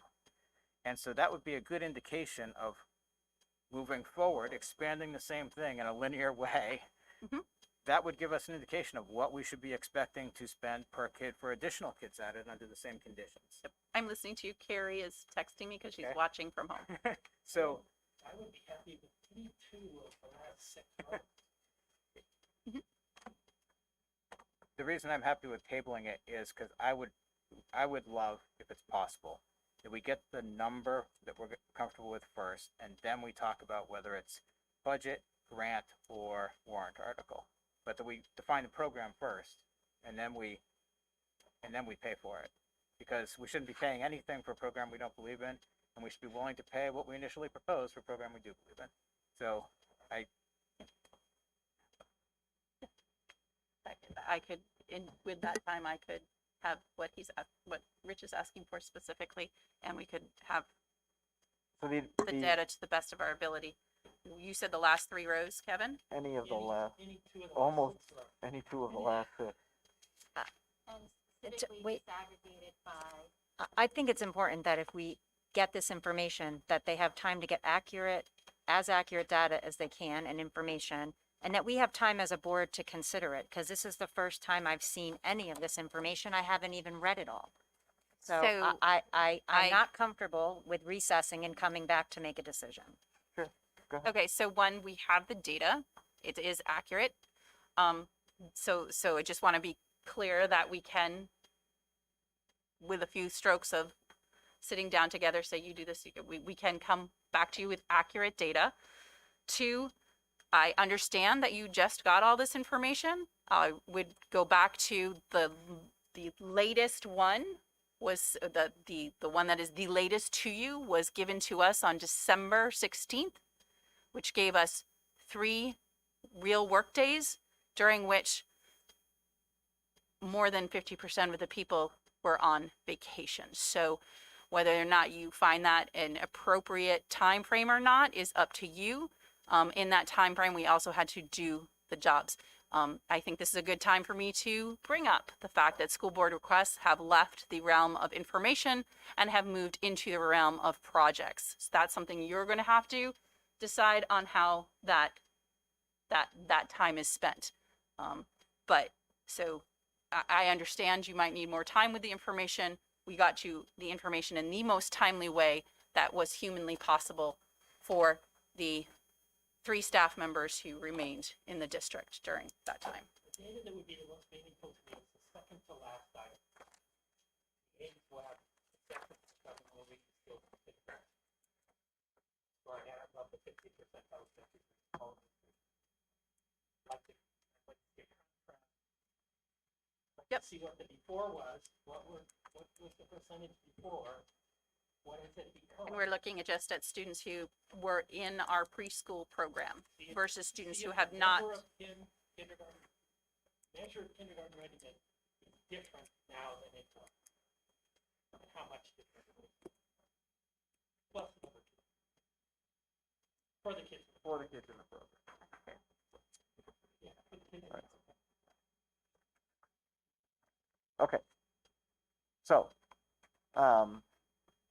it's now 8:55 p.m. The administration would need an hour probably to run that. We could recess for that time and attempt to come back, but that's not what I'm hearing the intent of this board is. So, this is also something we could bring back up next week and deal with it during the public hearing as well, or have a specific meeting on Thursday. All of those are options. I am willing to entertain your opinions for how to move forward on this particular topic. Jim, How do we affect that? Can I withdraw my motion? you absolutely can, and then, or we can simply table it until another meeting and then go from there. And Catherine. procedurally, for the public hearing, bring the top number, the largest number, the original number, back to the table, because we can only reduce appropriations. We cannot continue to add. So it's So very come with important. the big one and then we can have We this have, discussion we have and- to for and full go from there. disclosure to the public. That is So- the procedure. In that case, I withdraw my motion. Okay, so, having said that, the next question would be, whether you all want to have a meeting on Thursday. Tom, Thursday does not work for me. Any other day works, but not Thursday. I know you can't. So it has to be, Friday? Can't be here. Monday. Tuesday. What about an hour and a half before the public? An hour. 4:30.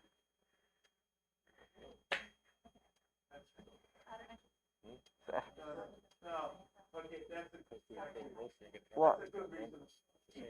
yeah, so again, that's why I'm trying, you're running out of days to get work on this and discussion on this. That's why I'm, Monday. Saturday? On a Saturday meeting? How many people can make Saturday? Rich, Okay, If we're tabling it, why can't we actually start the next meeting with it next Tuesday? I think we can. So, It has to be When the you, top line when you number. present the numbers, the dollar amount It has to has be to, that. has to be in there if we're going, Fine. Okay. you all know how I'm gonna vote on that, I so understand. it's, So this- I'm just telling you this procedurally. document, we already have in hand is what we present on Tuesday. And that before, no, yeah, the first item at that would be us then having this discussion. Prior to, since we've already posted the public hearing, that has to go first, right? You need, yeah, you need time to or make a decision about what you want to do, because you have now withdrawn money out of the budget. That's the first thing. The second thing is that, so you need to decide what you're presenting at the public hearing. The administration then needs time to actually prepare the documents for the public hearing. Then you need to actually be able to have the public hearing, and all that has to happen by 6 o'clock because that's the time posted. Alan, I just have a question, because I'm confused. I think as most people are. Right now, is this amount of money out of the budget? yes, It is. Yes, Okay. you removed So it. if we didn't do anything before the public hearing, which I know we will, the budget would be minus this amount. correct. Okay, I just want to make sure that. Minus the 7, because the motion was made to reconsider. Sorry, go ahead. When you reconsider a motion, we only voted to reconsider. We didn't vote for They anything didn't new. vote. So that Ah, $744 is fair. still in the budget. Fair. It's still their budget, Okay. haven't changed at all, Sorry. right? Not at all. sorry. We can go with that, I guess, but the motion we were reconsidering was to add the money to the budget. That was That's all. the initial We motion voted was to add it. reconsider, but we didn't vote to do The- away with it. We then We can didn't vote take a right vote now. Fine. on past that. That is absolutely correct. Okay, fine, because, The motion was to open debate by way of reconsideration, which you have to do to then reconsider that. There was no vote taken tonight on whether or not. Reconsider I- only is to reconsider. That's correct. that's right. So the money's now in the budget. There's no change to the budget as of this instant. Okay. That hasn't changed. To which was Catherine's point, So, that we could present it as such, as long as that's what was available, but we could discuss, we could have a meeting at 4:30. We could start the meeting early on Tuesday, have this discussion, right? And then that's what gets, If that is the way the board is. if that's how you want to deal with this. Right. That's where we're at right now. Tom and then Dr. I Ullman. agree with Kimberly's point about, I think we should do it before the meeting. I think we should get our act together and make our own decision prior to presenting it to the public. Agreed. Dr. Ullman. I'm a little concerned about Catherine, Dr. Friedel, and maybe even Kira as to about the 4:30 time when they may be working. The only other option is Monday night. Or Saturday. I mean, or choose your. But I was told Thursday didn't work. I was told Friday didn't work. Rich, could we just pull this back to make sure that we're actually gonna be able to make a decision on whatever time it is, right? We got off track for the last 40 minutes. What we were starting with, when we started talking about how we were paying for it, is when we got off track, okay? Because the initial question was, what's the program gonna look like? What are the accountability measures gonna look like? That's the question, I think, to be answered by next Tuesday, or whenever it is, not the dollar amount, right? Because that's the dollar amounts. We can make the dollar amount whatever we want after the public hearing, right? as long as it's lower than that top line. That's correct. So it's really about, is what we're placing before the voters worth what we're asking them to pay for it? And that's the accountability measures.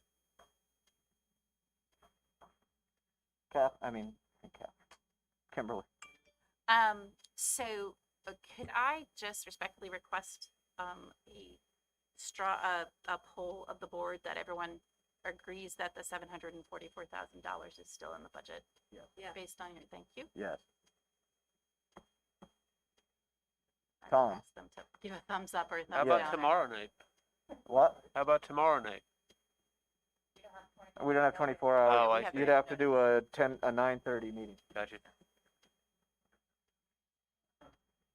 No, the opinion of the chair was that everyone's of the mind that the money is currently in the budget because the motion was to reconsider. That didn't undo the motion, that simply voted to reopen debate on the motion. So by next Tuesday, So by next Tuesday, could we say, when we started this, we had X many students that were not ready for kindergarten. After we do this, we'll have Y many students that are not ready for kindergarten. And that's the fundamental definition of success. And if the delta between those is 5, then the voters are not going to approve this. If the delta between them is 100, then they will. So that's ultimately that's and where that's we're the at. Ames Web baseline data. You can measure it however you want. Catherine, I would respectfully request, though, that the data points that we've asked for this evening be given to us with at least 24 hours' notice so that we can digest it prior to a meeting. Thank you. for sure. So now the date of the meeting is the next discussion. So when do you want to meet next? Dr. Allman? If we were to meet at 4:30 on Tuesday, Yes. and if we were to go for proposal number 2, which is the 564, help me out here. The 566, 27. 44 proposal, would we be prepared to present to the public who's attending the session this modified 560, or whatever, 544? Sure. Vote? That's what we would present. Go ahead. Yeah, Couldn't we just have the hearing with the larger figure? And then we when the can. hearing closes, we meet as a board. And reduce it? No, we have to make all our reductions at the public hearing. So during pub- the in pub- public during- session. Them as part of the public hearing. As part of the public hearing, we can only make reductions. It has to meet the stay-at-home test, so if people are satisfied with the numbers, Well, nobody's gonna increase it past 744, are they? Correct. Other than Kimberly. No, that's not why she's raising her. Oh, yes, go ahead. You can decrease the appropriation up to you can decrease it, not up to, like, you can't have another meeting on the budget, but at the deliberative session, the board can also decrease the appropriation. So we can do it during the public hearing. Is that what I'm hearing? Is we can do it during the public During hearing? the public hearing, or you can do it at the next point you would So- be at deliberative session. So we can have the public hearing still be at 6, and the first item of that can be this discussion, is that right? Instead of the hearings being what hearings usually are, we could actually talk about it. Okay. So what, go ahead. Is there a concern? Well, you would hear from you would hear from the public, and then the hearing would continue until which time the board voted on the budget. Okay. Once you vote on the budget, that's the budget until the deliberative session. Okay. That's the point you could change it again. Unless something changes. Okay. But I don't know. Sorry. Okay. So, understanding that, the topic will be discussed during the public hearing, which is next Tuesday at 6, and we'll have data ahead of that time. Jim? So just to clear my head, because it's spinning, is at the public hearing, we're gonna have data that would suggest, that would support the benefits of the program. Correct. You'll have it before the public meeting. And at that point in time, public's gonna hear it, we'll all hear it, and that would be a good time, getting public feedback to decide whether it makes sense to go the warrant article approach or not. I would think that tonight's meeting will result in exactly that. Tom? I believe Catherine had asked that we get the information ahead of time, She did. so we wouldn't be hearing it. Correct. Just, I'm not We'll be sure. discussing it. I see. Correct. Okay, thank you. Correct. Okay. Kimberly? I just want to make sure you understand the data you're going to get. One, I need to know exactly. So am I bringing AimsWeb, Swiss? What am I bringing? And the other piece, please keep in mind that we expanded in 1920 and 2021. Those were the first 2 years of expansion, which means that you are not going to have data to look at around the expansion outside of COVID year data. So you need to know that, because that's what we're looking at, which, The initial expansion was the initial creation Yes. of the program. Yep. So. But- We will have data status quo ante. Yep. 2016, Yep. when we didn't do this at all. exactly. Okay, that's fine. And can I, on the topic of how we avoid school board requests that are trying to get the projects, one way we could do it is when we start the meetings, we start by approving the minutes. If you go to a lot of board meetings, that first motion is to adopt the agenda and approve the minutes of the last meeting. And in Robert's rules, the reason for that is the agenda is only the draft agenda until it's adopted by the body. Sure. And so if we could actually add items to the agenda up until beginning of the meeting, then Oh, sure. then we wouldn't be doing, the only reason this was a school board request is because it didn't get on the agenda. Okay. Right, but how do you, it was still gonna end up, if it wasn't a school board request ahead of today's meeting, how would you wouldn't have had any of this to react to because you would have made that request tonight, right? Or meaning materials would have been prepared ahead of time, knowing what. Maybe Okay. we're talking about the future rather than this. No, right, Fine. understood.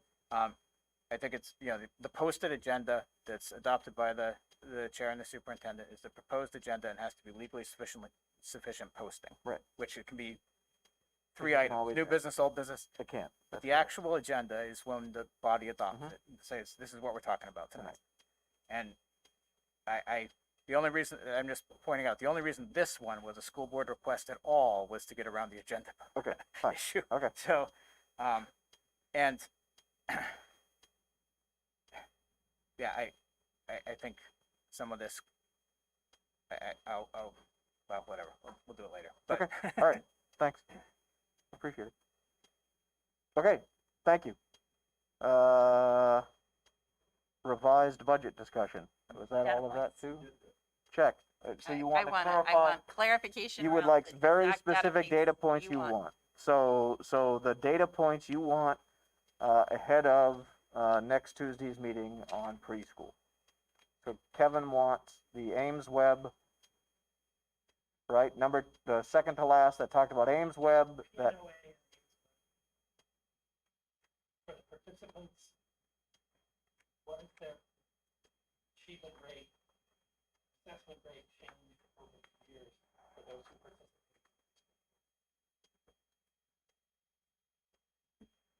Rich, mine is, however, the administration cares to define it. The measure that matters to me is kindergarten readiness. What did kindergarten readiness look in 2016? What will it look like after we spend this? And the measures they would use to measure that. So the only data I need there then is the baseline, what it was in 2016. Got it. thank you, Rich. Catherine? I would like the students with special education services if they're meeting and exceeding their goals in the preschool program. I'm sorry, say that again? Students in the program, if they have specific learning plans, if they're meeting and exceeding those goals. When? During the program, in kindergarten? I just need to know During- when, during- time period. During the program, I guess. I mean, we should be able to follow them, I suppose, right? From kindergarten, I Yep, mean, from nope, they're that- third just- grade to Yep. second grade at this point. But I will just be happy with going back in time for meeting and exceeding goals. So there's specific to students with With an IEP. IEP.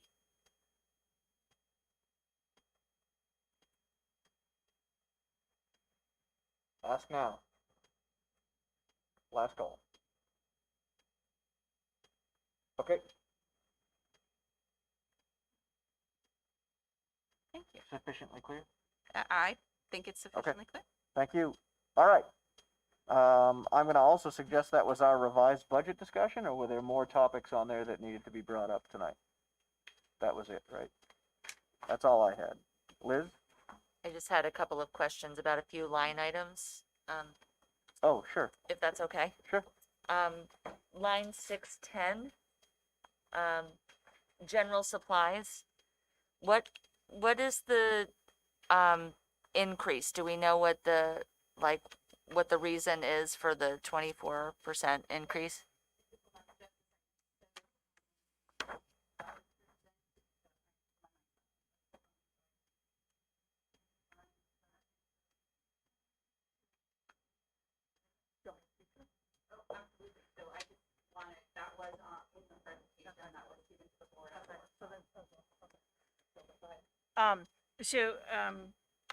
There was $18,000 for the pre-K Yeah. for supplies. It's added in there. And then we had some significant increase in our district improvement line and program supply. Okay, and then, my other question is line 738. There's a 71% increase. That's technology Yeah, replacement. are those the Chromebooks? Yep, and Okay, laptops okay. and stuff. It's all Perfect, It's that's The all life cycle technology. replacement, Yeah, that's, I which just was in need, the materials on the budget workshop. Can I just also, on the general supplies, Liz, those are often consumable supplies. Okay. So they're things that, like, we can't, Yep. they just don't last from one year to the next. totally fine, thank you. Dr. Allman and Kevin. First of all, Tim, thank you for answering 11 of the 14 questions I posed to you. Two questions, lines 220 and 231. The proposed amounts for both the FICA and the non-teacher retirement are significantly lower than the previous year's budget. How were we so fortunate to do that? And then Tim Grassi is not here, but I had a question about line 422. Does he know something about climate change? The snow plowing request is a 25% decrease over the previous year. So those were the two questions that I had. So in previous years, the benefits have been allocated differently, and we've been working on fine tuning that. And so this year, when we did the proposed budget and prepared that, the benefits were calculated specifically based on the salaries and such. And so we were able to better, to fine tune the benefits. Okay. It's a more accurate estimation versus previous years. And snow plowing is always we always base that on a rolling 3-year average. Yeah. Okay. So It's now all ice and not snow. No Sorry. kidding. I know. But that's, Kevin. Sure, two and then I'll decide. There's that levity you were looking for. Sure, I should know this, because I bet it's been asked, I know it's been asked before. Line 323, which Lori has indicated that the default calculation is mandated by law. At 588,000. Wait, so are we talking about the budget or the default calculation? The budget, When it shows up in the default calculation, it shows pupil up service. mandated by law. That's pupil services. It's pupil services for special education. Special education needs and tuition, School it's not psychologist, tuition, but it's all of that. $588,000 increase in the need, this yeah. year, next year, special education. Yes. If you'll recall, we had a public hearing to withdraw a substantial amount and that we're overdrawn this year so far, Not over there. because we had increased needs. We're not Overdrawn. we're not overdrawn. The money's well, in the budget. Yes, We it needs just to be need to reallocated. transfer it and reallocate it or use Yes. trust fund money. sorry. And the line that follows that, question number 2, the line that follows that 330, purchase/professionals, up 226K. It's not mandated by law. What is it? So purchase and professional services would be our contracts. So our McGurty contract, but it would also He doesn't. like, know that. but it would also include like purchase services. So if we have to oftentimes we have to contract out our school psychologists or any of the positions that we really struggle To fill. filling. So we have to actually contract the services because the costs related to those contracts are going up. I I think It is some of them are up, substantially yeah, in the some of grade. them are up Yeah. 10 and 15%. Right. The very last line, I think it's the very last line, 'cause I'll have one of this. The very last line is how much the district assessment would increase, right? That would be the assessment to the taxpayers in the district, right? No, The district assessment is the revenues, the appropriations less the revenues. are you talking about? Yes, it is on the revenue side. Budget? Pardon me? You're talking about very last line that says total gross budget? No. Go to somebody else. You're talking about page 23? Yeah, the district assessment, the very Yep. bottom line, the district assessment. This year, this year, 37 million, next year, 39.3. Or a change of 2.2, 2.3, up 6.11. What is that? So that's the, sorry. No, that, I mean, that is the estimate at this time. No, I think he's asking of what? What is it? It is the appropriations, so the budget that we're presented and have put together at this stage, less the anticipated revenues that we're forecasting at this time. And the net difference is the assessment that is charged to the towns and allocated, appropriated. To the towns is going to go up 2.3 million. It's the assessment charge to the taxpayer. The towns, Yes. the towns collect, let me be very clear, the towns collect the money for us. Yes, That is the assessment on the taxpayers yes, of the Conval district, not an assessment on the town. but I wanted to make sure that I had conceptualized that correctly. That's going up by 2.3 million. That's correct, Okay. 6.11%. correct. So that's, remember that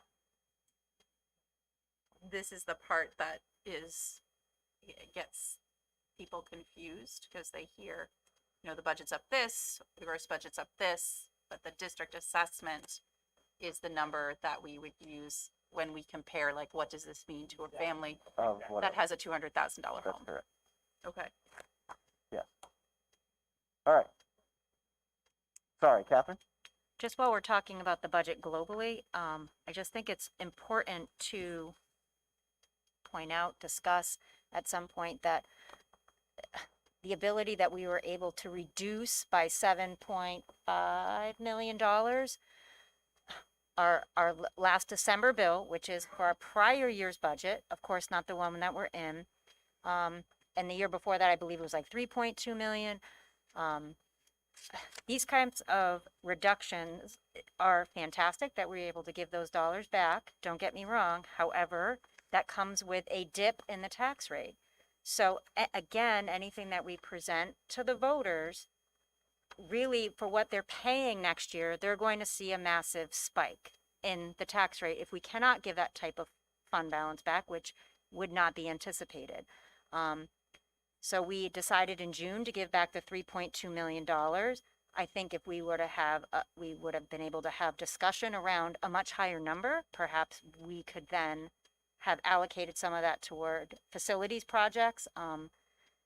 Although I know this is not necessarily the right year, but the dips and spikes in the taxes are really something that our taxpayers look to us not to do and to thoughtfully go into the next year, right? So it's very unlikely that we can give back that kind of money again. We had an anomaly of a year. We were in a budget freeze, and there was a lot of narrative around that. However, it doesn't change the fact that that's what happened on the tax bill. So again, when people ask what the impact will be on their taxes, it's actually going to be compounded based on our fund balance estimate of what we can give back, because that's what we're estimating at this time, which is $250,000. So that's a really big swing, and that's something that we as a board have to consider, because that's a political fallout, right, for when we make decisions as a board together. Thank you, Catherine. Alan? Just a question, on page 23, the proposed gross budget for the previous year, shouldn't that be 54 million and not 52 million?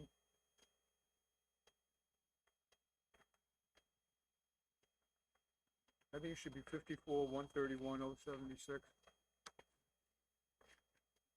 That's the same thing it is on the other two sheets that you put together. What line are you on? Page 23 of the packet. I don't.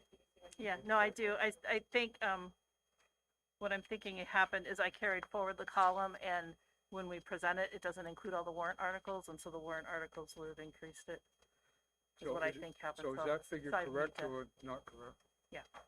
That'll go up, so that means that the difference will decrease and the percent increase will also go down.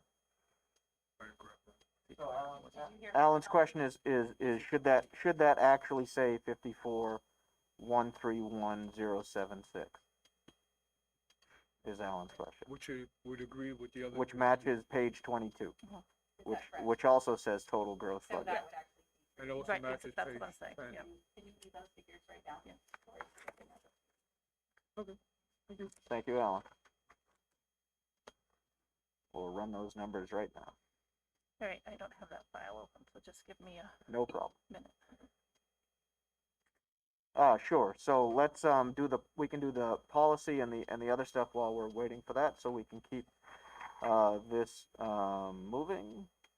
So tonight you have the correct version of policy JRA, which is student records, privacy, family, and student rights.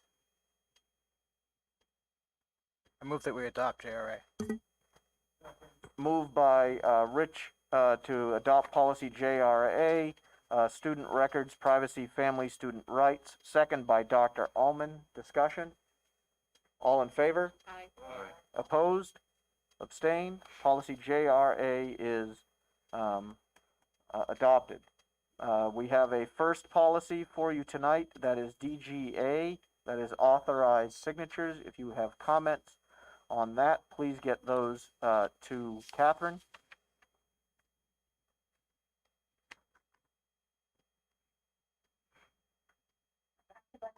And we're back to budget.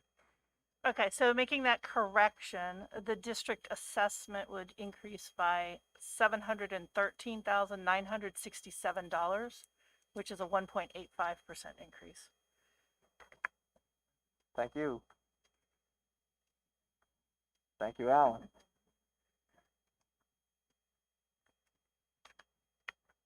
Okay, so that's that part. The next part, we are now to the default calculation, which is also in your materials, and there was a corrected version of that that was sent earlier today. Questions, comments, concerns on the default budget document? Kimberly. So the correction, just so people are aware, we always review pieces of the default budget with our council, and the correction was around transportation, so. Dr. Allman. There are 4 lines here, I won't refer to them specifically, that may have something to do with personnel, where there's a proposal for elimination of position at 7. Does that mean, what does that mean? So so the default budget calculation, so first of all, there's no such thing as a default budget. It's a default budget calculation, right? It's minus any new positions or one-time expenditures. So you take those off of the budget, and then you add in legal obligations. So that's the only thing. So you basically, for lack of a better way to put it, you take last year's budget number, you minus out any new positions, any one-time expenses from it, and then you add back into the budget any additional legal obligations. What's the other piece? Well, no legal obligations, and that's it. Mandated by law. Anything mandated by law. So when we see eliminate the position, that means a proposed new Yes. person is not going to join. Yes. Yep. Rich. So, I think I'm sure I'm not confused. So, the default budget that you've or default calculation that you've done is 2.57 billion less than the proposed budget. Is that right? No, that would be, go ahead. I'm just scrolling down to the bottom. That is accurate. Our total, the change in our operating budget is 1,070,778. So that default, the 2.5 million that you're referring to is for the gross budget. And I have to point out that that includes the ESSER monies. And so, when I asked about changing, if you recall, last year I changed,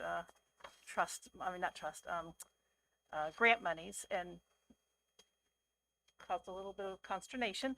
I could not overlook the 1.5 million, but when I spoke to our legal counsel, it's still, it's revenue in and appropriations out, and so we still have to treat it in the same manner. So 1.5 million of that difference is specifically for the increase to the ESSER monies. But we don't have to find $2.7 million in the budget. We have to find 1.07. Gotcha. Thank you. Catherine? So I ask this question every year, but under the spirit of RSA 197:6, will we be making sure that we know the specific cuts that we'd be making to specific line items within the default budget prior to deliberative session, should people ask, rather than general statements? We always supply that to the board prior. Dr. Ullman?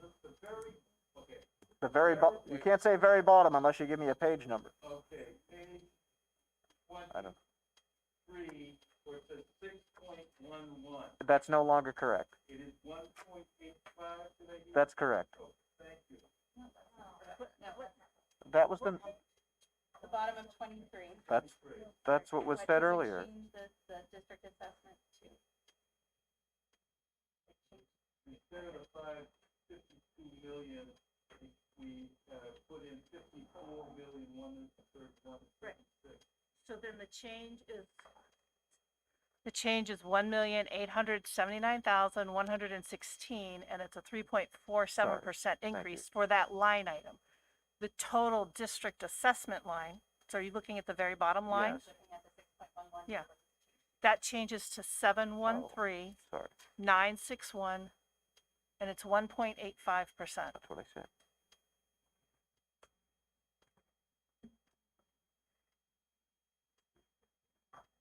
I disagree. We're up by $6.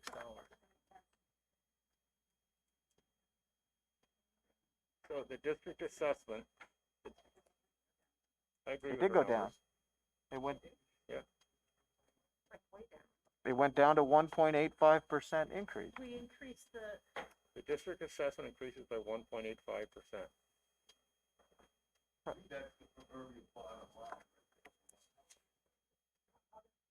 So, Let me go through the numbers. Let me go through the numbers. So, looking at, on the revenue forecast sheet, and correct me if I'm wrong, the proposed gross budget should be 54,131,076 minus 15,546 in revenue is a district assessment of 38,584,729. So if you subtract those two numbers, the 38,584 from the 39, if the difference is $1,067,000, the difference is $713,000 in assessment. If district assessment goes up $713,000, correct? What would you Yes. come up with? Rich? Yes? yes. I'm questioning that a little. So Alan raised this point, and I think it was a good one, but I think the number that's actually in there now, before we change it, right, is the actual approved budget from last year, the one that was on the warrant, which is different than the actual budget for last year, right? Right, and that's what I was And saying. and that's the difference. But the district assessment, isn't that because that delta between those two numbers is the trust funds? Isn't the district assessment based on the amount approved at the last district meeting?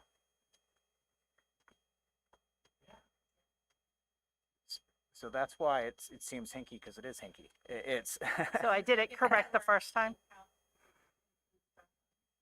Mhm. Mhm. was the proposed growth budget. So. Which was the amount raised from taxation. So Exactly. the amount to be raised from tax, Taxation, that's 56.11. So Yeah. the document included in the packet is accurate. Sorry. Okay.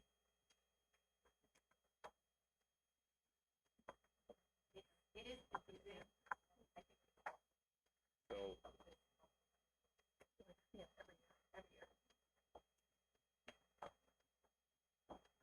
Okay.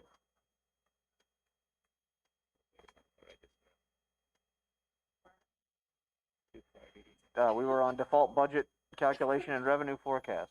Those were the documents we were looking at, which then led to Alan's question about whether it was 52 versus 54. good question. You can ask the revenue question. Our revenue forecast is based on,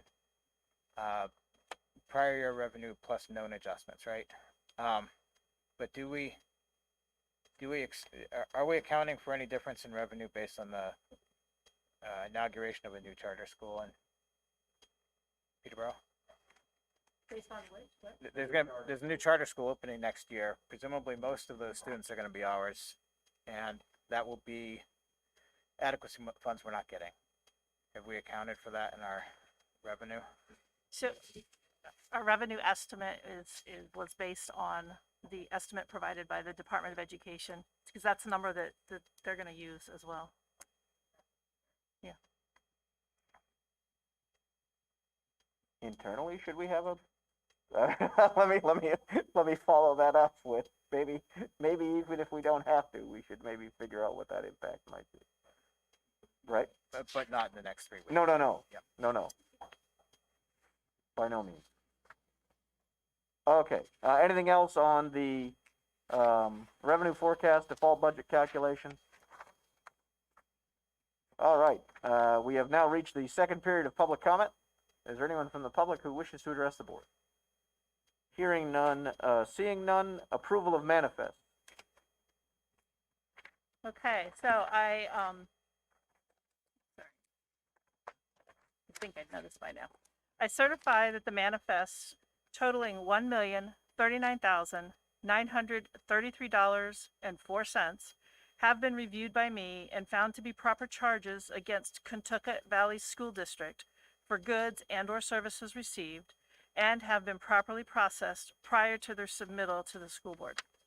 I move we approve the manifest as presented. second, Moved by Dick, second by Dr. Allman. Discussion? Question, did you have a question? Okay, all in favor?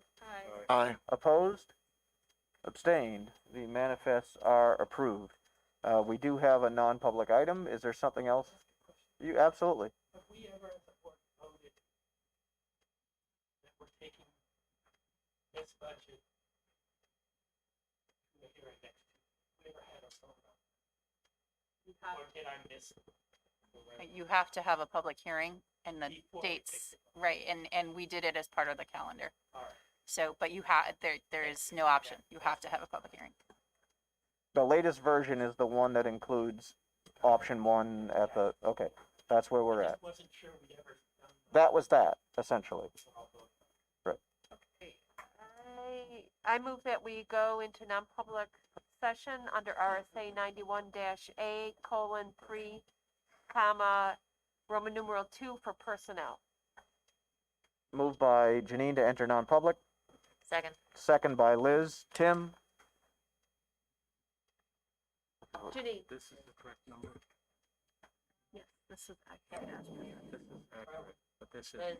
Dick? It is, because this shouldn't have changed. All right, we're now in non-public. We're gonna take a 5-minute break. Thank you, professional staff. So it doesn't, it should not include.